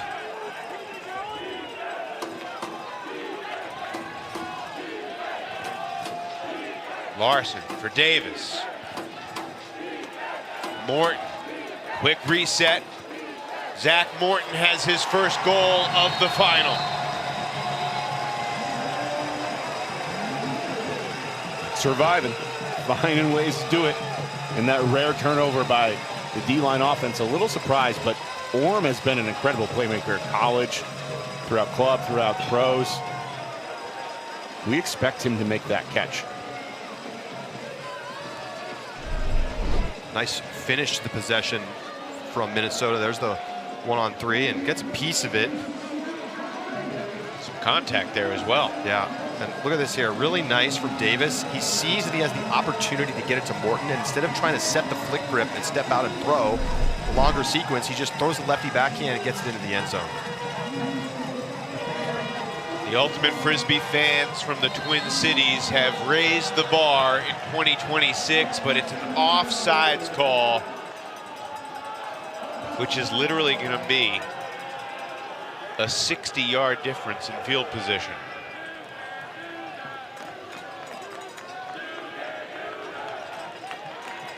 That's just an unforced error. On the one hand, you're giving up field position. On the other, you know they're going to be able to work through it, and you're going to get tired out more the longer you have to play defensively. You can at least cut down on the time of possession here and take some risks. So you're saying you like the offsides, Brian? Well, we've seen this strategy before by teams. Yeah. Japan famously would do this against Team USA, is just not even play real defense until midfield. Raekwon Atkins to Stephon McCall. Now, I'm not saying I would do it, but if you're trying everything. This is a 21-year-old to a 19-year-old. I just can't believe the poise that we've seen from McCall this weekend. You know, we heard from the coaching staff that they were not even really considering putting him on the 20 for this weekend. But then he played so great earlier in the playoffs when he got activated that here he is, and he's been fantastic. I mean, he's a +5 tonight. 3 goals, 2 assists, no turnovers, 200 receiving yards, and he's just been in the right place at the right time for this offense. At West Final, he had 5 assists, 3 goals, 2 blocks, and that was when they really needed somebody to step up with no Riddaller and no Frankenberg. Standout player for the U20 USA national team. I'm just looking at the yardage distribution here for Oakland. You have 7 guys over 200 yards. Only one person, Leo Gordon, over 319 right now. And you can see a little bit more top heavy for the Minnesota squad with Kuhlman leading and Larson both over 300. Cousins, bold choice, not gonna work. Yeah, Kuhlman just hesitated midway through that cut. If he'd gone full speed, I think he would have gotten there, but that momentary hiccup means that it's a turnover. Magsig's can take an injury here. Once again, Riddaller coming on for Oakland. It's Dylan DeClercq who will replace Josh Klain for Minnesota. Can Dylan DeClercq earn possession back for Minnesota again? Both he and Oakland's Carter Langford have 3 blocks apiece so far tonight. Riddoller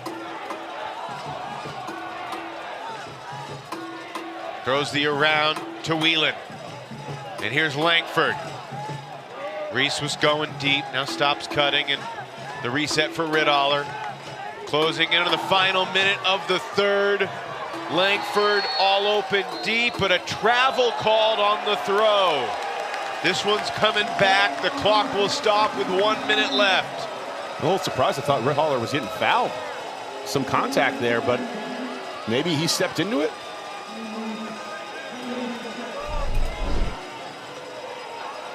Drags that pivot. No, I was wrong.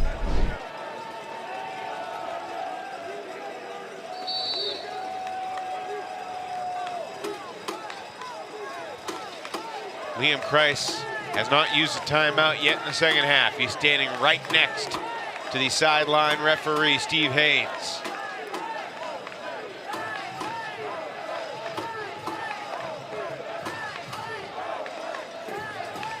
Oakland's got 5 breaks in this game. Minnesota with just 2.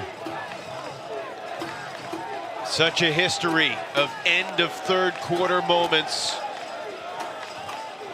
being momentum swings in championship games.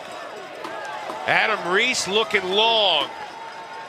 Noah Kuhlman there for the rip down. From out of position, what a play from Kuhlman. That was special. And a Minnesota timeout with 13 seconds left. Feldman and the wind chill sensing the importance of this sequence. They got to have it. They got to find a way to pull it out. But Kuhlman, look at this. You have Reese with the good shot. And Kuhlman just gets up. He has such an ability to go up in the air. Last year with Colorado, he was the only player in the league with 20-plus goals, assists, and blocks. Only other player to do it this decade was Benyat for the Empire back in 2021.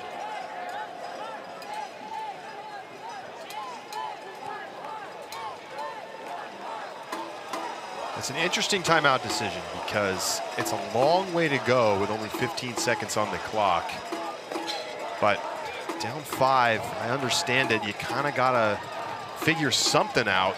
Down 5, if you can get this somehow. Get the disc and start the 4th. Exactly. And it's enough time. It's not enough time to run real offense. You need about 20 to 25 seconds to do that. But you have Klein. And Klein, if he can find the open hands here right away, you have to trust him. Reset for Vinoka. Both Morton and Yacht are on the field for Minnesota. Time winding down here in the third. A bobble and Klein hangs on. He gets the backhand off. Minnesota, can they get within 4? Deflected, incomplete. Morton was close, but he could not bring it in. And it remains a 5-goal game as we head to the 4th.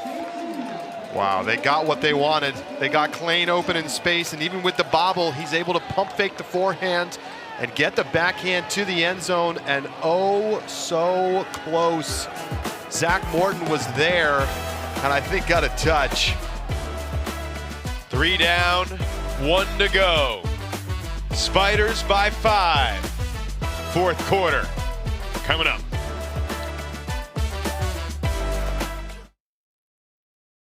The Ultimate Frisbee Association is proud to partner with Victory. Elevate your game with Victory insoles and recovery footwear at VKTRY.com. Delta THC Seltzers. No calories, no sugar, no alcohol. Catch life's moments at DrinkDelta.com. Two Town Cider House, bringing the best craft cider for everyday celebration. Find yours at TwoTownCiderHouse.com. And Disc-It. Round Net meets Ultimate. Disc-It is the must-have portable game for every UFA fan. Get yours at DiscItGame.com.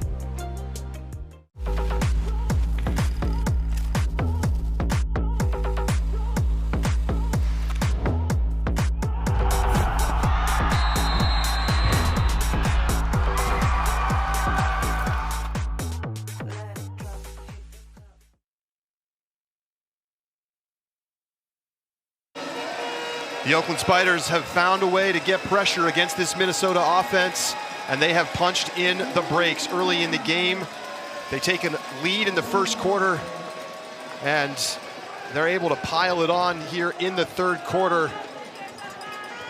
Almost coming up with it, but not there. And then Itai Chang to the back of the end zone. And the Spiders D-line is dancing tonight as they're up 5 here on the wind chill. Stats through 3 quarters, 17 goals, 8 turns for Oakland. Incredible performance by both that offense and the D-line. I've been talking so much about that offense, but this D-line is good too for the Spiders.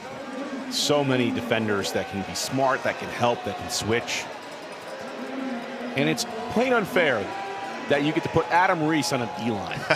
I guess I shouldn't say that. I've been fortunate to coach a lot of good teams and gotten a wealth of people that can go to the D-line. But man, that's a blessing. Oakland scored 27 goals yesterday with just 7 turns. 17 goals tonight, just 8 turns. That's 44 goals, 15 turnovers. Offensive efficiency that we have never seen at championship weekend in back-to-back games. Can they close it out? Good gainer for Minnesota. Cousins launches deep into coverage. Could it be Langford's 4th block of the night? No! Zach Morton fights back. And a momentum boost for Minnesota. Cousins walks away a little bit saying, I'm not sure that was great, but Zach Morton made it great. I thought Langford had the line. I thought that was going to be a turn for sure. And I thought we might be talking game over, but instead, Morton comes up with it. He's been unbelievable this season for the wind chill down in the end zone. And hasn't been his best game tonight, but he makes it count on this one. Going shoulder to shoulder, and Langford just misses an incredible block, and Morton's there to haul it in. Wow. So they get the hold. And, you know, Minnesota's just going to be angry about the fact that Oakland scored the last goal in the first, second, and third quarters. That's been Minnesota's specialty, but now they're going to dial up the double team sideline trap.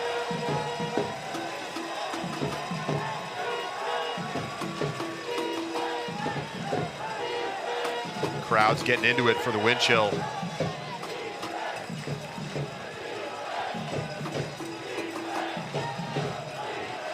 Brian, is there anything that Minnesota could do defensively or try that they haven't already tried tonight?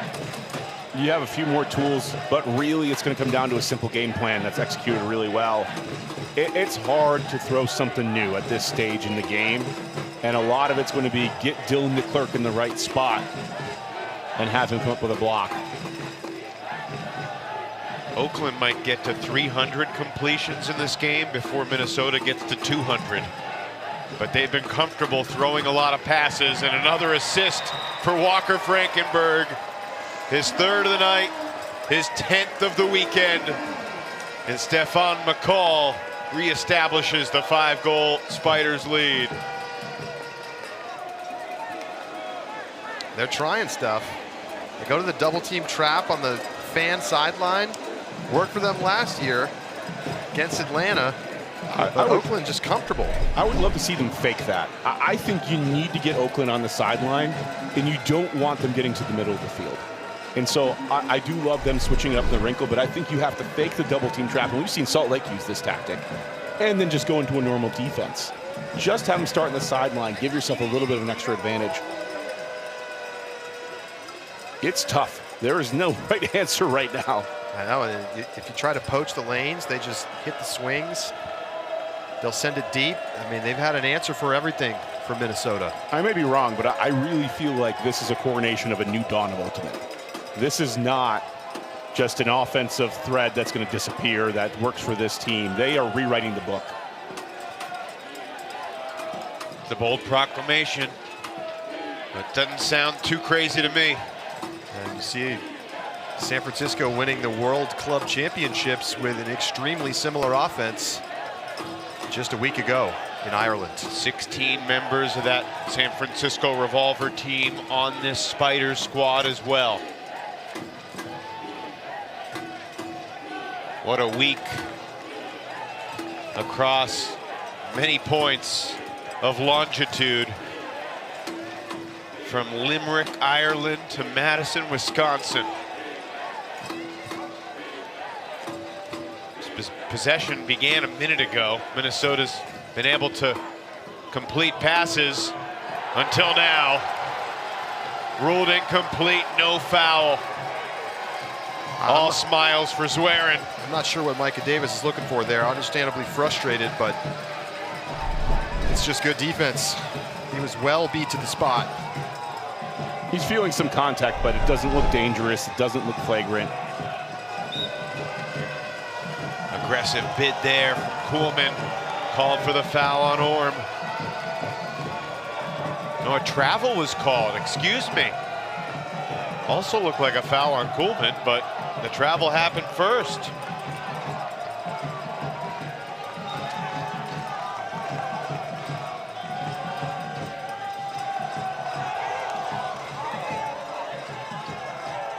It's so hard to keep this team on the sideline.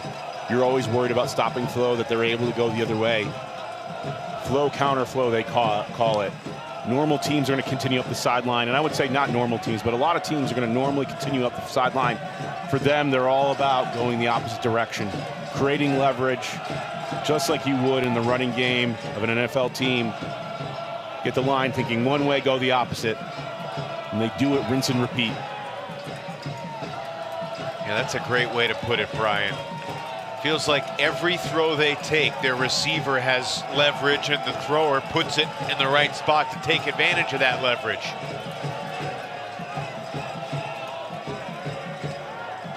This point closing in on 3 minutes in length. Anton Orm shoots it for Tony Goss. Incomplete. Goss got a finger on it, but could not reel it in. That's the shot you need to force. It's so hard to get them to do this, but this is the normal flow down the line. This is the opportunity to get the block, and you can see Goss was close to ripping it down. That's what you have to live with. That's your opportunity. And if you're Minnesota, you don't have the luxury of the same type of patience that we saw from Oakland. They need to score, and they need to score quick. Otherwise, it won't matter much. Possessions like this are where they really miss Will Brandt and Nate DeMorgan. Somebody who can create with their throws. And a guy like Brandt was dominant deep this season. Yeah. It certainly creates a big what if. And it's hard to know how the game would go. You certainly would expect Minnesota to have fewer mistakes.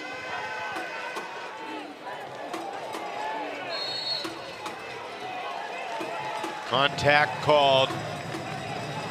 Savell Fernandez marches off the 10, resets to Larson. After 8 assists yesterday.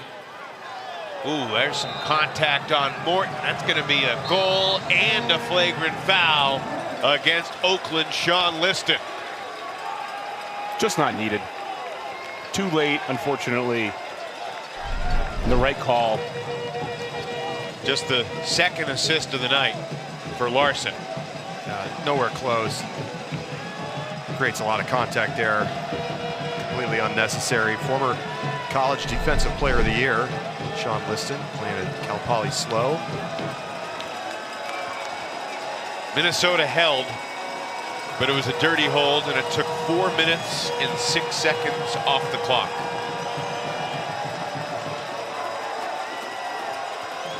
Yeah, it's a bit of a Pyrrhic victory there for Minnesota.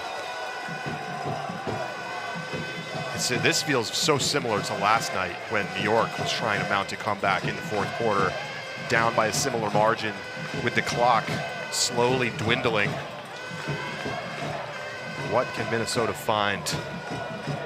Oh, Lacey with a bad pull. He threw it too far. It sails out the back.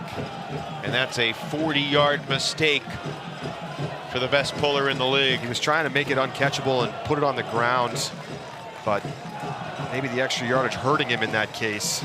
Such a big arm, best puller in the league. Big mistake here. And already 30 seconds off the clock before Oakland threw a pass.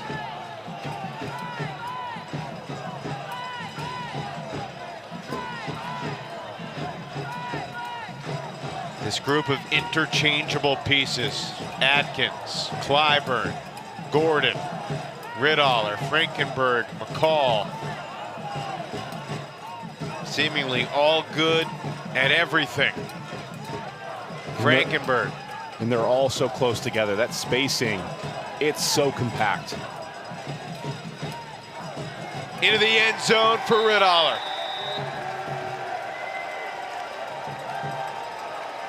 Third goal of the night for Daniel Riddaller. A turnover-free performance to likely cap a first-team All-UFA season and a championship. I've been thinking about this a little bit here, the history of technology in Ultimate. What I mean by technology is doing different things strategically. And we're going to take a little bit of a long, winding road here, because there was a time when there weren't resets behind the disc in the early 1990s. Really long time ago. Then we saw the dawn of horizontal stack in the 2000 side stack. You saw people using lefties. Remember lefties were Ben Charlie? Oh, yeah. And then they were the forbidden fruit.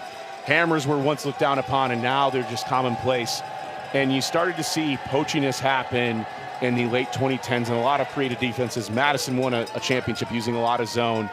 You saw Dominator from DC. You're seeing it from the Brown College program and other places. And now I think you're writing the next technology if you're Oakland. Morton looking for Cousins. And there's the quick score that Minnesota needs to get the D-line on the field. Brian, how would you characterize Oakland's offense, the new era that we're in? I mean, I would think about it as just a 7-person dominator. And that's hard to say, but it's this interchangeable parts, this small ball that just flows all the way down the field. And Raekwon Atkins talked about it. They said they think of it as end zone offense all the way down the field. And the thing is, we've seen teams try this, but they often run it through 3 or 4 players up the field, even if they're going full field.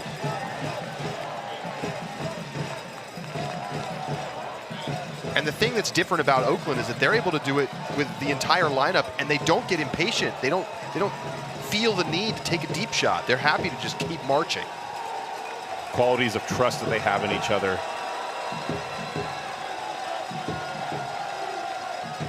It's remarkable. And here's where you want to be, on the sideline, but they're so good at escaping it. Impervious to that sideline pressure. This team is so young. We haven't talked about that enough. This could be a team that could dominate for years. Well, when they joined the league in 2014, that's a foul on DeClercq. Frankenberg takes exception. They immediately won back-to-back titles. They went 16-1 in 2014, 13-4 in 2015. And they are less than 4 minutes away from reigning again. Some extracurriculars after this one. Frankenberg with a nasty upline move to get free of DeClercq, and then DeClercq tries desperately to lay out, get a block at the cone. It's just not there. And it just feels like that's the story of the night for Minnesota. They've been just a little bit too far away from everything. And it's going to be painful, you know, 13 turnovers tonight for the wind chill. That's not a ton. And they're down 5. It's hard to believe just how good this Oakland team has been this weekend. By far their best ultimate of the season. We mentioned Raekwon Atkins talking about the Spiders offense earlier today. Let's hear from him now. that Minnesota has very good one-on-one defenders such as Ambrose, Justin Burnett, and like those matchups can take us out of the game at times. So I think we just have to be willing to make sacrificial cuts for each other. Like you're not always going to get the disc on your initial look, and if everyone's able to play their role and like understand that you're not going to get the disc every time you make a move, I think we can do a great job tonight. But I think their one-on-one pressure is going to be a challenge for us tonight, and I'm excited. Travel behind the disc. This play is coming back after Noah Kuhlman's spectacular sky. Josh Klain called for the walk. Every good offense, going back to what Raekwon Atkins was talking about, talks about sacrificial cuts. And every offense invariably runs into a situation where they stop making sacrificial cuts, except for this one. This one keeps going. We're going to have to come up with a name for this offense. Well, a chance for a quick score nullified by the call, and now we're under 3 minutes to go.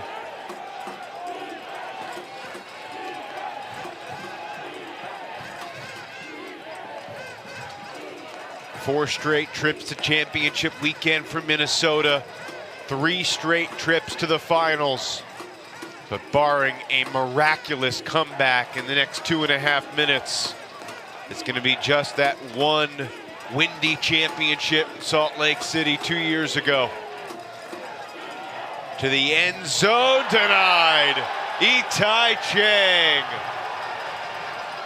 Oh, he's hurt. We saw him go out of the game earlier. I wonder if he's dealing with the same injury. He's maybe just a cramp in this case. This feels like the end for Minnesota, Evan, and I was just thinking through the emotional aspects of this game because they've never quit. They're down 2 big contributors right at the start of this game. One of them suddenly before. That's an emotional hit to take. No doubt. But they have acquitted themselves well in terms of the fight. Their ability to play through, keep coming. You should be proud of this team if you're Minnesota. And you don't always win, and you run into opponents like this that are really hard to take the disc away. But if I'm Ben Feldman, I'm proud of the effort tonight. The effort was there, the execution was lacking. Not a zillion mistakes, only the 13 turns as we mentioned, but you know, some players in different positions. Zach Morton touching the disc outside the end zone led to a couple of turnovers.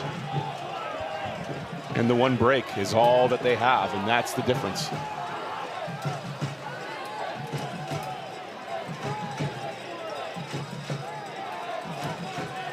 One break since the first one. They got 2 breaks on the night. Dylan DeClerc has his 4th block of the night. And he's going deep. And it's underthrown. And he skies Riddaller. He's had a monster game. I don't think there's enough time left in this game for Minnesota to come back, but what a night for Dylan DeClerc. And he did everything he possibly could to help this team win tonight.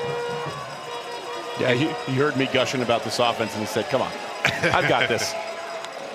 You think I haven't seen this before? You think I haven't seen small ball before? Windshield legends. And then they did what they needed to do, which is just throw up the jump ball. DeClerc's got it. And that's got to feel good to put that spike down. But just 90 seconds left. Oakland would have to make a tremendous blunder to even let Minnesota back into this game.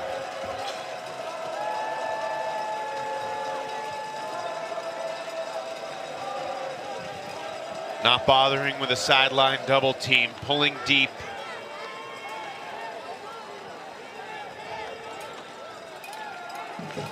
The Oakland Spiders' only loss was by 1 goal to this Minnesota team back in June. They are 70 seconds away from avenging that loss in the grandest way possible. It's another goal for Walker Frankenberg. He's got 7 scores tonight, 4 assists, 3 goals. After a masterpiece performance yesterday, 7 assists and 1 goal. The Spiders celebration about to get underway.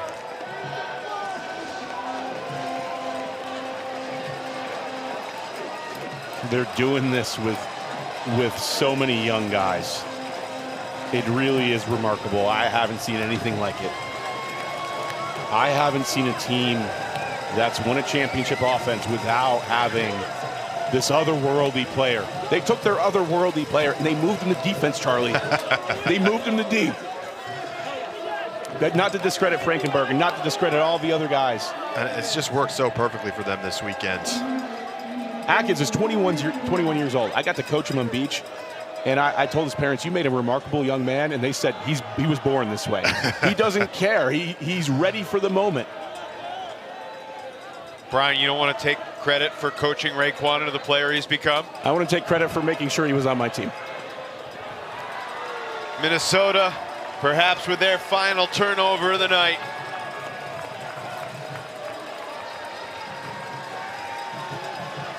The clock continues to tick.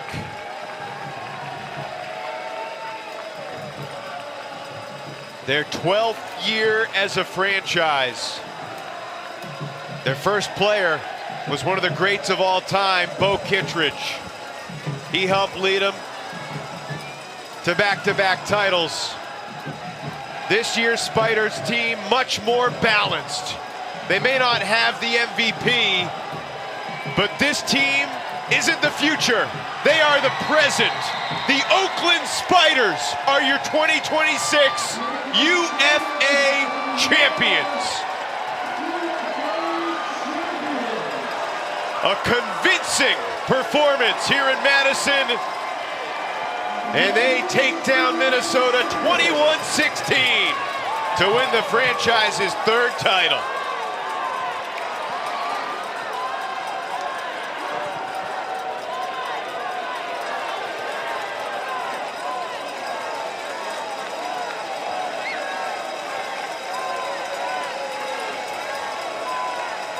Just a stunning performance. Making New York look ordinary. Absorbing this Minnesota defense.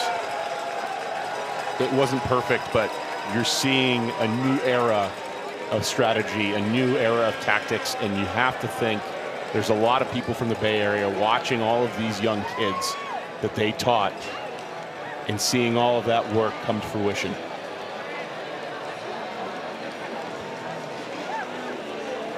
A comprehensive championship weekend performance. One of the best we've seen in UFA history. Think about how good all these four teams that made it to this weekend were this season. Maybe the best collection we've ever seen. And Oakland blows out both teams with no stress late in the fourth quarter. 6-goal win over the Empire in the semis. They win by 5 in the finals. Their season began with 5 straight double-digit wins. Those childhood friends, Liam Kreis and Noah Kuhlman, former Little League baseball teammates, share a moment. Liam Kreis is a championship coach at 28 years old. And if he wants to come back, I think they'll take him. The UFA title is back in the Bay Area. Oakland over Minnesota, 21-16. We'll take a quick timeout, get our championship presentation set as championship weekend goes to a West Division team for the first time in 9 years.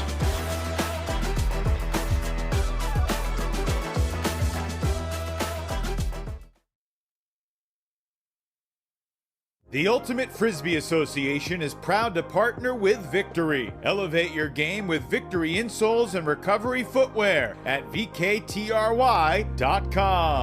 Delta THC Seltzers. No calories, no sugar, no alcohol. Catch life's moments at DrinkDelta.com. Two Town Cider House, bringing the best craft cider for everyday celebrations. Find yours at TwoTownCiderHouse.com.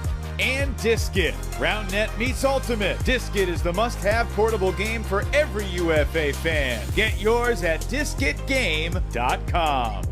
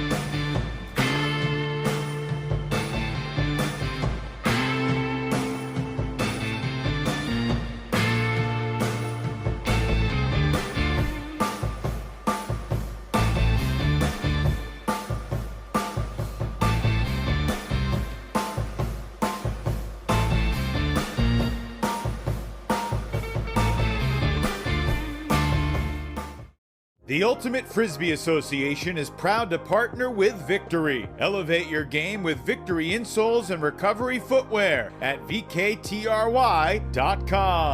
Delta THC Seltzers. No calories, no sugar, no alcohol. Catch life's moments at drinkdelta.com. Two Town Cider House, bringing the best craft cider for everyday celebrations. Find yours at twotownciderhouse.com. And Disc-It. Round Net meets Ultimate. Disc-It is the must-have portable game for every UFA fan. Get yours at discitgame.com.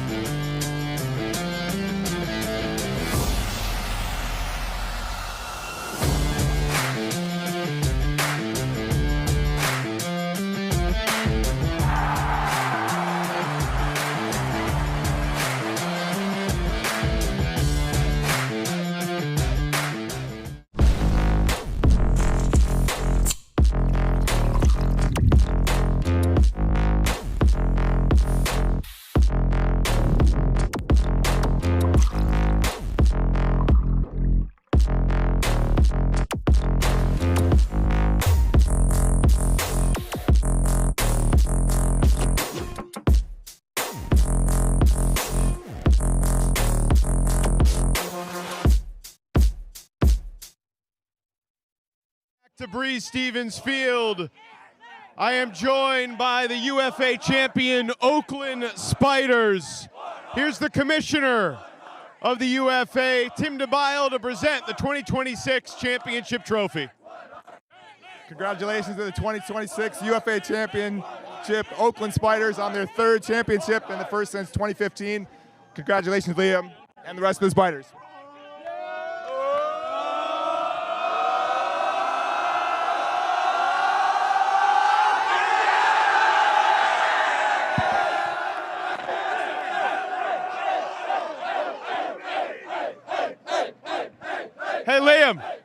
Hey, Liam, how did this team pull this off together? Incredible season. Every single person has stepped up big. I think having a team that can play 20 people yesterday and then play even more people today is a testament to our depth. I'm so proud of these guys. They wanted it so badly. They put in all the work. They just had an amazing season. This is your first year as a UFA coach. Is this what you imagined when you were approached to lead the Spiders? I had no idea if this would be the outcome, but I knew it was a potential. I know how good these guys are. I knew it was a possibility, and if I put in the work and they put in the work, we could make it happen. I'm so glad we did. How did you generate the buy-in that you clearly did?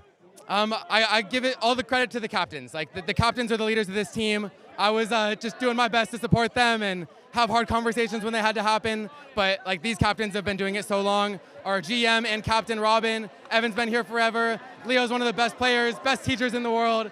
Everyone, just shout out everybody. Congratulations. Thank you so much. All right.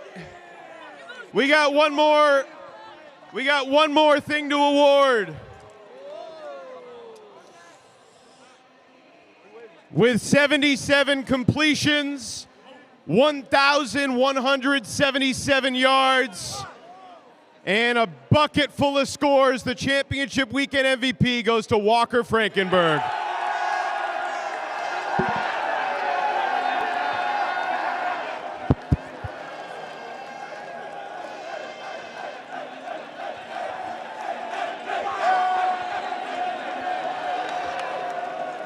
Hey, Walker, come here. Oh, okay. Walker, congratulations. I imagine you've dreamed of this moment. What is it like? I mean, it's surreal to be here with all my best buds, winning the chip, setting our mind to it at the beginning of the season. When we sat down, we said we only want to do one thing, and that's to win the championship. We need to do all the steps in between to get there, and watching it come true and be able to do it with all my teammates and coaches and all the fans back home and all the fans out here it's pretty surreal. So yeah. How did your team's offense play so crisp against the pressure from the Empire and the pressure from the wind chill all weekend long? We're blessed to have the best defense in the league and to be able to test ourselves against them every day at practice. Iron sharpens iron. I mean, that's the reason we're as good as we are, is because they're as good as they are. You deserve it. Enjoy it. Celebrate. Yes, sir. For our championship weekend MVP, Evan, come here. Evan Magsig, longtime captain of the Spiders. Can you put this moment into words? No, man, I'm not gonna lie. This is everything I ever dreamed. This was for the city of Oakland. So much heartbreak, so much losses over the years.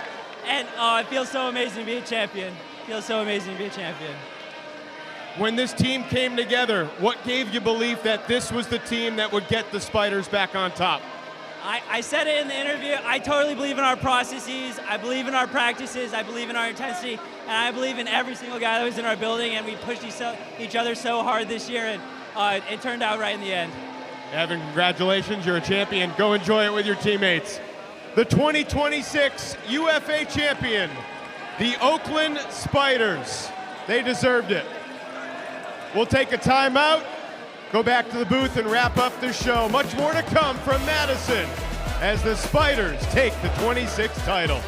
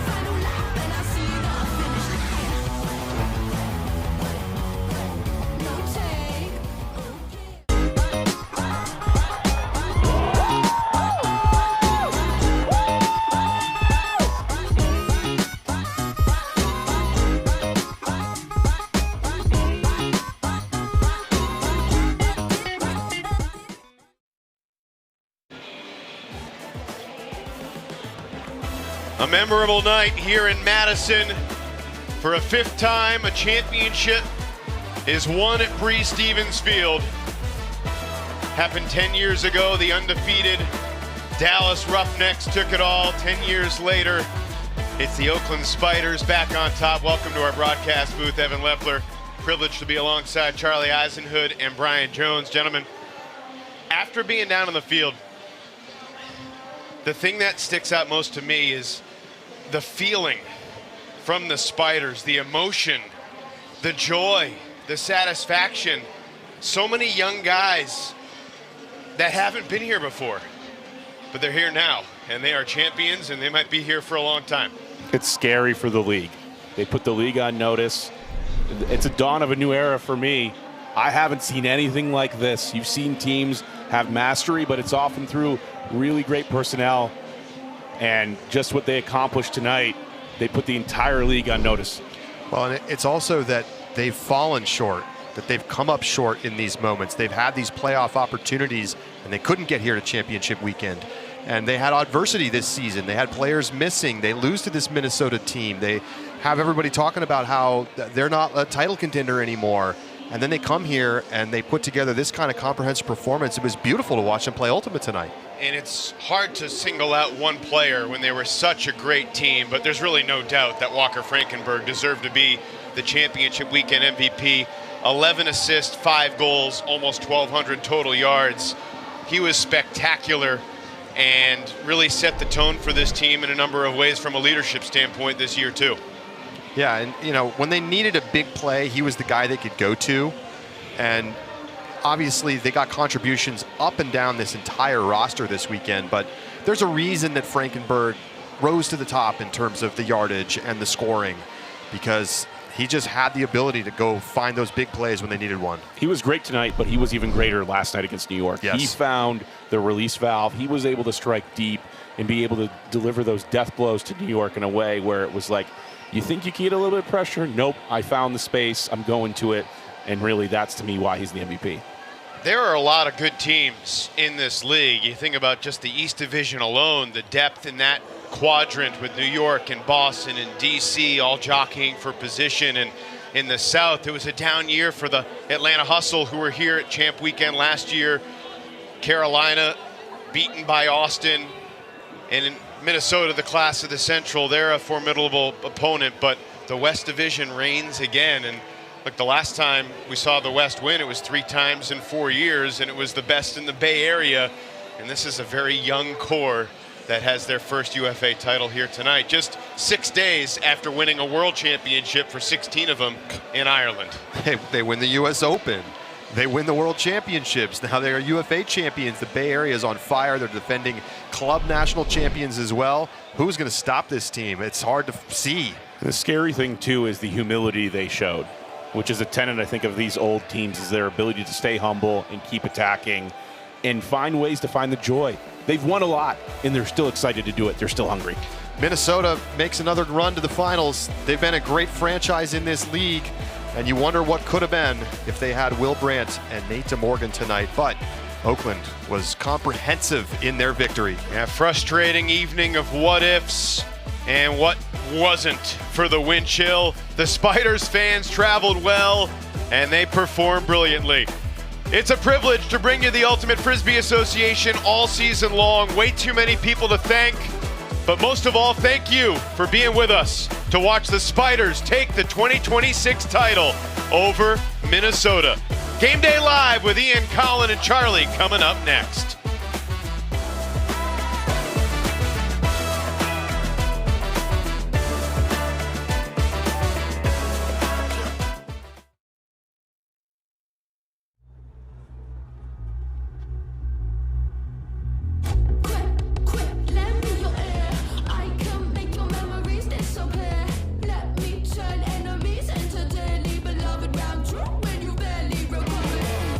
Change maker, change maker.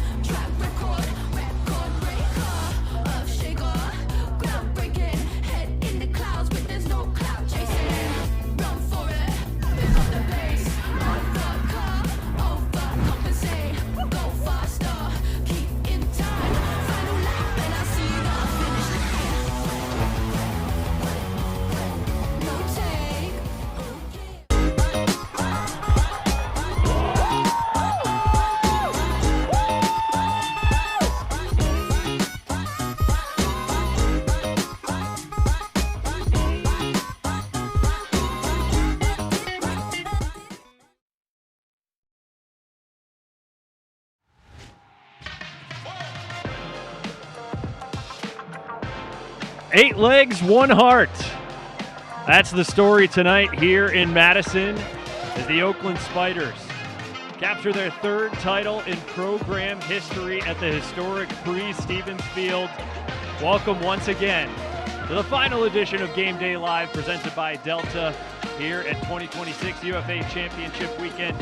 Ian Toner alongside Colin Camp, Charlie Hoppus. Lucky to be joined now by Championship Weekend MVP Walker Frankenberg and Carter Lankford. Gentlemen, I know you just spent a few moments talking with Evan and company, but just let us know what's running through your minds right now. How you feeling? Yeah, I mean, like I was saying, like it's surreal to be able to set our mind to a goal, a common goal, and grind towards that the whole season and watch it come to fruition.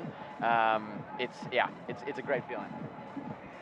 Yeah, we've put in work all season for this. We knew that there was no other goal other than winning this game, and being here was something we expected and something we have trained for, so it was good to see that come to fruition. Agree. Carter, I feel like there are times when someone can have a really sound defensive game and it doesn't necessarily translate to eye-popping stats. You probably know this as well as anybody, and you showed out here in the championship game with 3 blocks, multiple goals, 100 yards. Where did that performance come from? What were you seeing out there when you were making your reads defensively? Yeah, I think yesterday I was a little upset that I didn't get those blocks, and I could have put myself in a position yesterday better, but today I just visualized that this is the game that we all need to perform and everybody needs to do their role, and it was good trusting my teammates and was able to get those blocks today. Walker, in the booth tonight, the boys were talking about how this offense just flows so smoothly. From my perspective, it really starts with Dexter Clyburn. I mean, he got you guys out of some sticky situations, especially once Minnesota started switching things up.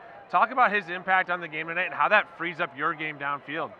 Yeah, I mean, Dexter and the whole handler crew as a whole, like, they keep the ball moving. It's great to be able to rely on those guys to get us out of any sticky jams we get into. And they're just so solid. You know they're not going to turn the disc over. They're always there as a presence. So yeah, Dexter, his play has been incredible this whole season, and it's great to be able to rely on everybody on the line. Carter, rarely do you get a turning point block in the first quarter, but the block out of the timeout for Minnesota really felt like one. What did you see on that play developing, and how do you feel like that puts an imprint on the first quarter and the rest of the half there? Yeah, I think one of our philosophies is 0-0 at the start of every quarter, and winning the end of quarter is super big for us. And honestly, there's nothing special about seeing those blocks. It's just you got to put yourself in a position. You know your teammates are gonna have your back whether you're in that position or not. So it was just lucky being there, and yeah, it's just awesome. Walker, I feel like we've asked you and Dexter and Raekwon about how this offense is able to function so smoothly, function so well. Can you take us inside a Spiders practice and how you guys incentivize moving the ball the way that you want to and how you train that? Yeah, I think we're really lucky to have a lot of guys who have played in high-tempo offenses before, and we've played together for a long time. That core cutting crew has played together for the past couple of years, both on Spiders and Revolver, and we know each other in and out, and we're able to cycle in guys every year, Dexter, Dan, and they fit in seamlessly. And yeah, we're just blessed to be able to play with the level of guys and be able to be pushed every day in practice by the guys on the other side of the ball like Cart. And so yeah, it's truly iron sharpens iron, and continue to push ourselves day in and day out. And Carter, I'd love to hear kind of your mentality about what this team chemistry has really become over the last couple of years. And specifically, I mean, today there was a couple decisions that had to be made by the coaching staff, and yet it seemed like everybody bought in, right? There's an illness and then just a strategic decision that had to be made, yet everybody seemed to be committed. Talk about how that team chemistry is built up and kind of what you've seen in your time on this team. Yeah, well, I'm lucky. I've only been on this team for 2 years, but there are so many veterans who have been on this team for way longer than I have and have built this program to have newcomers like myself come in and be wow, this is the standard. This is the standard that everybody is pushing for each other to succeed. And even if you're not the person taking the field that night, you are going to be on the sideline cheering them on and wishing that for their success almost more than yours. And so we have 40 guys on our roster, 27 here, that were pushing for everybody else's success more than theirs. You guys are just 6 days removed from a world championship to go along with this pro championship as well. What has kind of the management of your training and preparation and build been? I can imagine there's got to be times when you guys don't necessarily feel like going to practice, but you got to do something to keep the body moving. Like, what does that look like for you guys week in and week out during the busiest parts of your campaigns? Yeah, the past 2 weeks have been surreal physically. It's been like a lot of play, a lot of travel, and so we've prepped for that. We knew this was coming, and so for the past 7 months for prep for Rev and prep for Spiders, we've been putting in work in our workout channel. Everybody's posting every day. Everybody's doing work, and it makes it easy for us. I don't know if Walker has anything to say. Yeah, I mean, you knew that we dealt with a lot of injuries in the middle part of the season, and we trusted that everybody was doing their part to be ready for the games that mattered. And we showed up when it mattered, and all the stuff that was done in the darkness when you're not getting interviewed and when you're just grinding by yourself doing PT at 10 p.m. before you go to bed at 10:30 to get a solid 8 hours, none of that shows up except when you take the field and you dominate. So we trust everybody to do their part, and they did. You also had some incredible contributions from other young players like Stefan McCall slotting in and putting himself on SportsCenter while helping you guys get the dub. What do you guys feel when you think about the youth of your program and the trajectory of where Spiders can go? Is this just the start of something incredible? Where are you guys feeling right now? Yeah, I mean, I think that we've been doing a really good job of bringing youth in for the past couple of years. I mean, that was Raekwon 3 years ago, and now he's just dominating anybody who tries to match up against him. They literally cannot guard him. And so it's that kind of player where it's okay, he's in high school, he's a senior, he's looking really good right now like Mo, and in 2 or 3 years when he comes back for college, he's going to continue dominating. And it's kind of the ethos of the Spiders as a program, is developing and building that community. And being very lucky to be able to have the talent that we do, and be able to choose the right guys to be there. The last couple of years, the Bay Area has kind of been the hunters. Now, I think you guys are going to become the hunted. What do you kind of expect over this next couple of years here, taking on that new role, having to be favorites all the time? You guys excited for that pressure? Kind of a bit of an unknown space for you guys, right? Yeah, I mean, we've been talking about it all year. We knew that even on Revolver, even last year with Spiders, rising to this occasion, rising to these big games, we knew even if we were the favorite, we're the underdog because everybody's coming for our throats. And we have been embracing that all year, coming back from down points in big games and just showing that we belong here, and we know that we're going to stay at the top for the years to come. Liam Kreis is 28 years old and has now his second season of coaching at any level, just finished an hour ago, less than an hour ago. Talk to me about what he was like as a coach and the leadership of the entire coaching staff throughout this title run. Yeah, so I'm super lucky. Liam's 2 years of coaching were both with me. That's awesome. One for Cal, where he got us to nationals, and one here where he just won us a championship. And so I have a really close bond with Liam, and I had the utmost faith in him coming into this role, and I knew that he was going to put everybody in positions to succeed and learn the game plans, and he really took that role on with full force, and he's a huge reason why we got here, and filled our assistant coaching staff with Joey and James, who really have just excelled all year. Gentlemen, thank you so much for your time. Congratulations again on winning, and we look forward to seeing what you can do, not just next season, but also in the club season that's coming up too. Congratulations once again.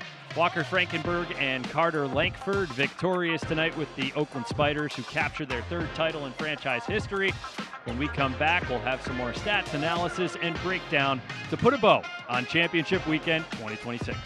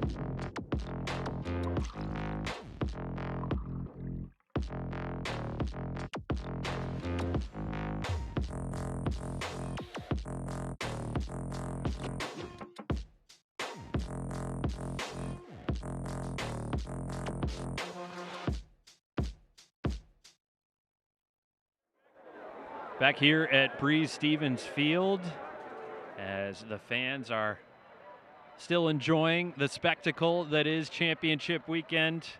And we welcome you back to our Game Day Live set presented by Delta. Ian Toner with Colin Camp, Charlie Hoppus, and Evan Lepler. Evan, I see you've cracked a Delta. Not yet. Colin, we'll find one for you in due time. I'm wondering what the perspective was up there in the booth. We were obviously down on the sideline a little closer. You got the all 14 view. What's sticking out to you right now?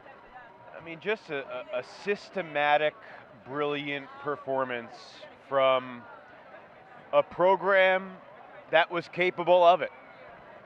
And we've seen the Spiders in the past put great teams together. This, as we've talked about, is a new era. And it felt a little bit like a passing of the torch yesterday with New York getting waxed. And, I mean, it's hard to find a weakness on this Spiders team. You know, we talked about how Carter Langford didn't really show up yesterday. My goodness, he showed up today. And I think one of the things about looking at this Oakland dominance is we can say Carter didn't show up yesterday, but he was still shutting down cuts and taking away assignments.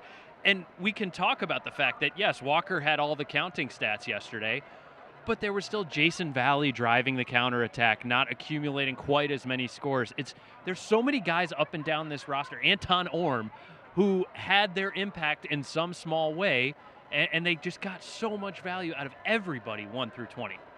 I think the thing that I had the biggest question is, I mean, their offense all weekend, right? As good as you can possibly be.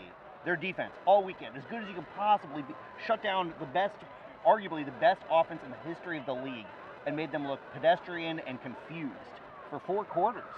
And I think like one of the biggest questions you have to have coming into this is a team that doesn't have a lot of experience with closer games, and a coaching staff that doesn't have a lot of experience navigating close games and end-of-quarter situations and timeout calling.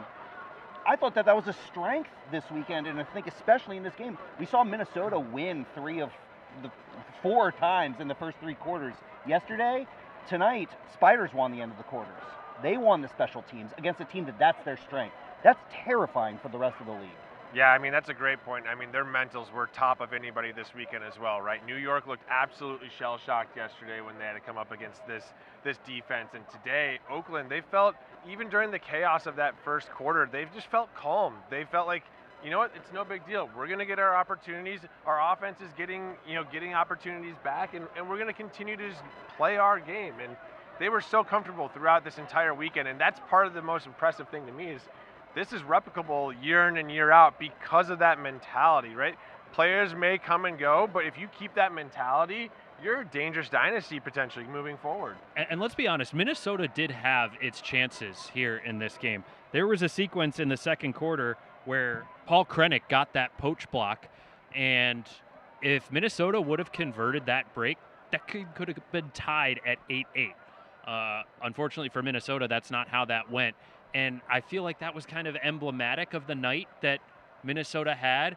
Paul Krennic getting blocks, Dylan DeClercq turning in a vintage performance, and just Minnesota not quite able to convert when they needed it.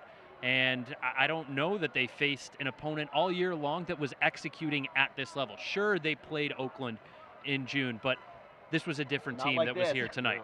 Well, and even to your point, too, they had that opportunity at the onset of the game. Yep. They could have gone up 3-1 at the beginning of the game. That was a dream start to break on the opening point. They could have gone up 3-1. And it felt like they lost the game when they didn't score to go up 3-1. Yeah.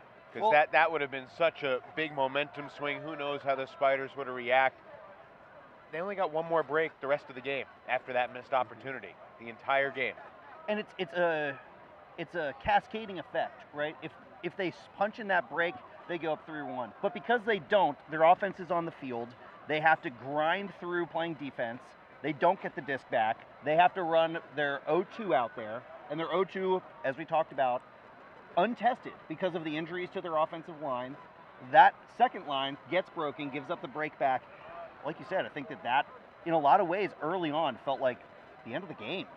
And I think it'll be easy for some people to maybe put a small asterisk next to this, right? Without DeMorgan in there and without Brandt in there, certainly, right? But Oakland felt like they were in such control of this game throughout. I'm not sure that both of those guys would have made a difference. You know, the end score was 5 points, but I'm not sure that this game ends any differently in terms of the win-loss result if Brandt and DeMorgan are out there. I've got a question for y'all. I don't think there's much dispute that Walker Frankenberg deserved MVP for the weekend.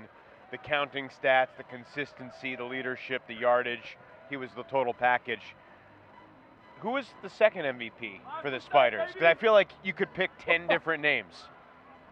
That's it. Like I have no. We were talking about it. Ian was like, "Well, who's your short list?" I don't know. I have no idea. I think there's. I'm asking you guys to help me with the honor roll for Monday. Come on, I gotta pick some names. I'm thinking Carter Langford's in that conversation. Yep. I think Jason Valley's in that conversation. Absolutely. Jason Valley is the runner-up, I think. Those are the top two for me. Yeah, I think Jason Valley is the runner-up. The way he controlled that offense every time they got a turn, it felt like they were going to score and break every single time they got a turn, and he was the guy that was in control. I mean, just an excellent player and one of the few that have been to this stage and again, literally to this field before. And like you said, it just was easy. We can come back to this weekend if we want, but while I've got these esteemed minds here, what did the performances this weekend do to influence your MVP votes? And when we look out over the course of the broader season and think about who the regular season and full season MVP is, what changed after this weekend for you? Before I commit to who my MVP vote is, I'd like to go back and look at everything again in some detail. But as of this moment, I think my vote would go to Toba with Boston. And I know he didn't get a championship weekend, and I know he won it last year, but I thought he was better this year than last year. And I don't think anybody who was in the mix, whether it's Alex Atkins or Daniel Riddaller or Kyle Henke, took that award from him this weekend. Again, this is not 100%, but I just think Toba did a lot with a very, Toba went to Minnesota and won that game, and they were a shell of themselves that day. He started the season so magnificently against DC, that first game of the year when he had like 13, 14 scores. And I think the fact that Oakland is not going to have the MVP is a tribute to the Spiders and their balance and depth. And I think Daniel Riddaller's first team all UFA, and I think maybe Agreed. Evan Magsigg is second team. I think Chandra Boyd-Flegel, probably the rookie of the year with his kind of consistency downfield. It's hard to, everybody on the O-line that played a lot of games, Raekwon, Dexter, Leo, Chandra, you can't have all of them all UFA, but look, they'd rather be champions than individually honored, so they're going to have this moment forever. And this is a thing that we've run into with other great teams in the past. That Carolina team in 2021, so hard to put any of them up on the podium because they're just so great. And I think both of the teams here in the finals, the reason why they don't have MVP frontrunners is because it's just a great team.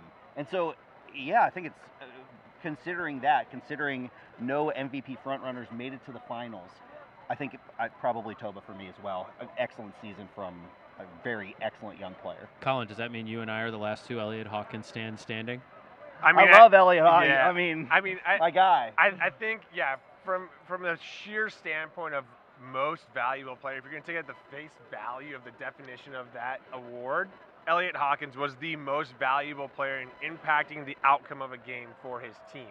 Does that make him the MVP of the league? I don't think so. I think it has to be Toba.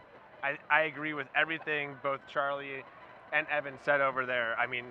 Elliot is the definition of an MVP to his team, but I don't think he's the definition of the MVP for the league because you got to factor in team results and also just how you showed up in certain games as well. And I think his playoff performance would probably end up dinging him in that sense as well.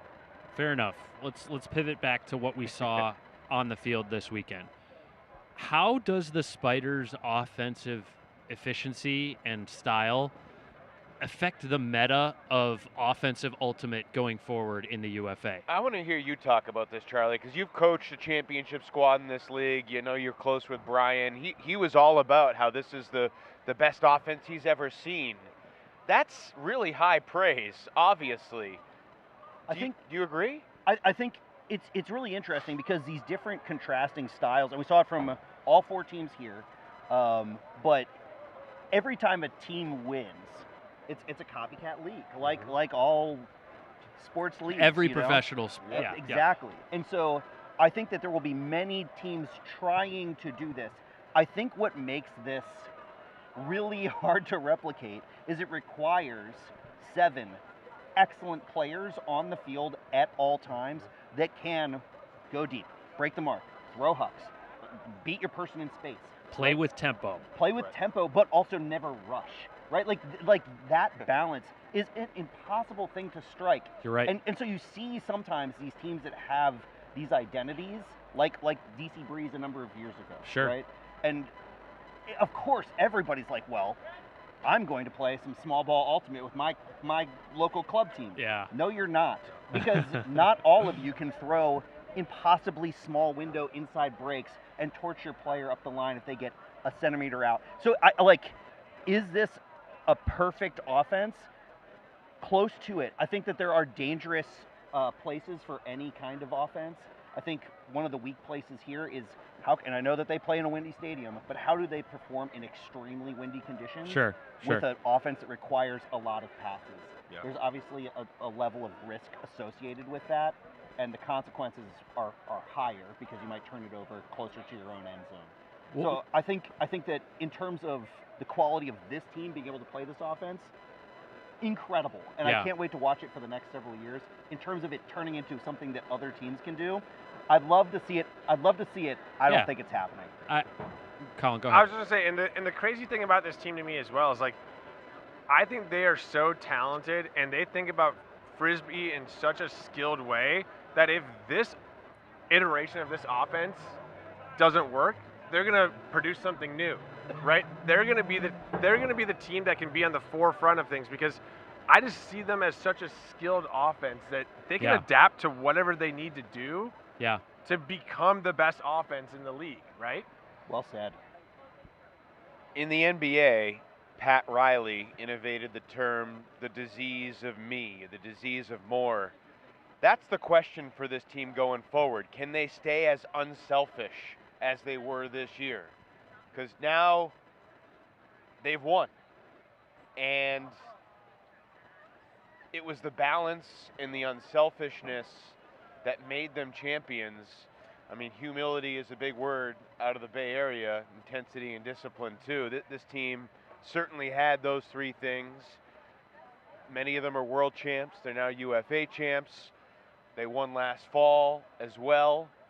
And it feels like we're entering another golden age for Bay Area Frisbee.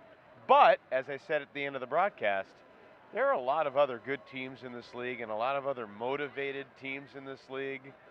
So they're not going to waltz to 4 titles in 5 years. They might win 4 and 5, but they're not going to get there without a fight. The only thing harder than winning a championship is winning a second championship for the reasons that you said, right? Everybody who sacrificed to make this happen is going to ask themselves, well, where is the reward, right? And the reward is you just had it. But that does wear off. And I remember after the Empire won in 23, you guys had, I think, Ben Yott and Ryan Osgar, and they're like, winning just makes you want to win more. But I think we saw in 24 and 25 a transition with New York where guys were a little bit older, younger players were coming in, and some of the guys that had won 3 titles in 4 years may not have had the same fire that they had during that dynastic run. The difference here, though, is that the Spiders team has a bunch of 20 to 25-year-olds, right? And that New York team, they were nearing their 30s. And so that's where, to me, this gives this team this long runway to really have an opportunity. And I look at guys like Dexter Clyburn, like I'm so impressed with how he played this entire weekend. That guy has a resume as long as anybody else, right? And he takes on a role player on this team, and he was the guy setting up their offense every single possession. He got put in the toughest positions off the pull, and he got things rolling, right? And he's willing to accept that role when he could be the best player on any other team in this league if he wanted to, right? Or put into that role at least. And fielding Cam Lacey pulls. He's like the world's most overqualified pull fielder. The Callahan winner, right? Like, right. I mean, just like one of the great young players of our sport, fielding pulls, but he did it excellently and needed to, right? That's one of the paths for Minnesota. So, I mean, and that's the sacrifice. Like, Dexter Clyburn is an extremely unselfish person, but that's a good example. So could somebody whose job was field the pull, even though, you know, I'm a Callahan winner. Yeah. And for us, that was John Randolph playing D-line, and he did it. But it's hard to ask people that are that great to accept anything less than their full potential. There are a bunch of other kind of unsung heroes, role players on this Oakland team that I'm really happy for. I mean, I just saw Evan Magsig walk by. He's been as devoted as anybody in this league, and to see him get this moment is cool. How about a guy like Matt Crawford? He didn't play this weekend, but Liam Kreis talked about how valuable he was. He played really well when he got the opportunity, the last remaining member of the team from 2015. And shout out Caleb Merriam, who was the coach last year, and shout out Dan Silverstein, who was the coach for many years before that. You know, we heard Kyle Henke, shout out Stephen Nagy, talking about building the culture of belief. Dan Silverstein is a quirky dude, but he generated a lot of buy-in and belief as they were building, and they were trying to be a playoff team, and then trying to win a playoff game, and then trying to get to championship weekend, and sometimes a different voice is needed, and the Spiders made a change, and I know Dan was disappointed by that, but I hope Dan is smiling tonight as a proud former Spider coach. It's got to be bittersweet, I'm sure, but he deserves mention for his work helping this team grow toward this point. His title too. And Jackson Stearns, someone who leads that program and organization. He was crying after the game. We had a great shot. You took the words right out of my mouth. It's really special to see moments like that here at Championship Weekend where, in the words that you put it, in the words that Walker put it, you do all of that intrinsic work that no one sees when nobody's watching, and then you get the external payoff months, years, so much time later. I mean, it's, again, just like a totally irreplaceable moment for somebody that's done all that stuff, right? Like, you see what it means to these guys, and it's because all the stuff that they said, right? Running hills as it's getting dark outside, right? All that stuff, it just adds up. And everybody does that across the league, right? And so for your work to be the one that pays off, it feels impossibly good. That's what I talked about in the pregame too, right? These moments become pillars in your life, in your career, right? They're milestone moments that you remember. When I was a player in this league, that 28 championship team, I'll never forget that, right? I'll never forget those guys. I'll never forget those moments because it took us so long to build to that moment, right? We had to go over many obstacles and many hurdles to get there. And once you finally reach that goal, it's something that you remember for forever, and you remember the guys that you did it with. Gentlemen, we're wrapping things up here. I want to give us all the space to express one final thought. I'm going to go first, and I just want to tip my cap one more time to the Minnesota Wind Chill and the program that Ben Feldman has built. I think it's incredible how he's gotten this mix of players who have come up in his system, but he's also been able to attract and recruit talent from around the country, and the way that he and Max Longchamp have been able to game plan every scenario and give that team fighting chances and I guess advantages around the edges in those special team situations. I think it's really impressive, and Oakland deserves all the praise in the world. Everyone else who's made it to championship weekend deserves recognition, but I'm sure it's a little tough right now for Minnesota, and that's what I want to make clear right now. Yeah, and we talk about those dynastic qualities for Oakland, right? But really that's the same for Minnesota as well, right? And right now they own the Central Division, and they're going to keep coming into these bumps, but I think they're really set up to continue to control the Central Division and have opportunities year in and year out to win championships. And it's a credit to that team. But for Oakland, I'll be the first to admit I was completely wrong about them this weekend. I thought New York would handle them in the first game. It did change my opinion going into the second game, but going into this weekend, I thought this moment would be too big for them, despite the success that they've had outside of the UFA, and I was completely wrong, and boy, it was an impressive weekend for that Oakland Spiders team. For me, I think it's, we heard a lot of talk about this perhaps being the best field at championship weekend ever, and I think that it's certainly possible, even though the scores were, in some cases, a little bit more spread out, because again, we saw the best version of the Austin Soul that has ever been put together, that went through a playoff gauntlet at the very least, right? Against title contenders in their own division to get here. We saw the best version of the Minnesota Wind Chill, which is already a team that has won a title and has now been to 4 straight championship weekends. We saw a legendary Empire roster that featured the best offense, or one of the best couple offenses in the history of the league, and then we saw the champions. Like that is an incredible thing for the league. There are excellent teams, and there's a lot of teams that didn't make it here, that were sitting at home for the last several weeks, that are watching now, thinking about how they're going to be on this stage where Walker and Carter were. It's a pleasure to share the stage with y'all. That's the first thing I want to say. Truly appreciate each of you and Charlie Eisenhood, Brian Jones, our entire production crew. My UFA journey began in 2014 with the Spiders. My very first UFA broadcast was Spiders Flamethrowers, April of 2014. Feels like a lifetime ago.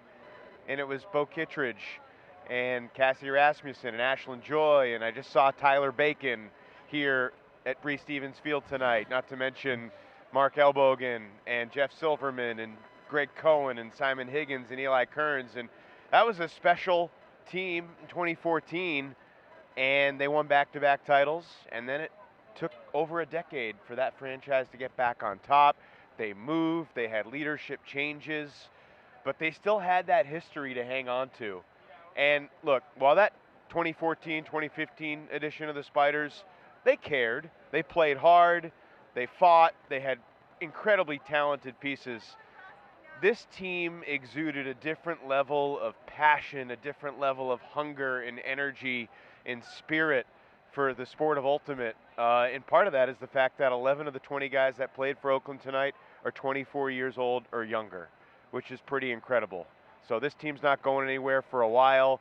They're easily the betting favorites as of now to start next season, but they have company. And yeah, feels like a full circle moment seeing the Spiders win again, and it's a joy to witness it and experience it with all of you. Well said, and it's been an honor and a privilege to be on the stage here with y'all and telling the stories of the 2026 UFA season. Thank you so much for tuning in here to Game Day Live, presented by Delta. For Evan, for Charlie, for Colin, for our entire crew, thank you so much for joining us. The Oakland Spiders are champions for the 3rd time in UFA history. Keep your eyes on the UFA website for news about postseason awards. And thank you so much for joining us here on this 2026 Ultimate Frisbee Association journey.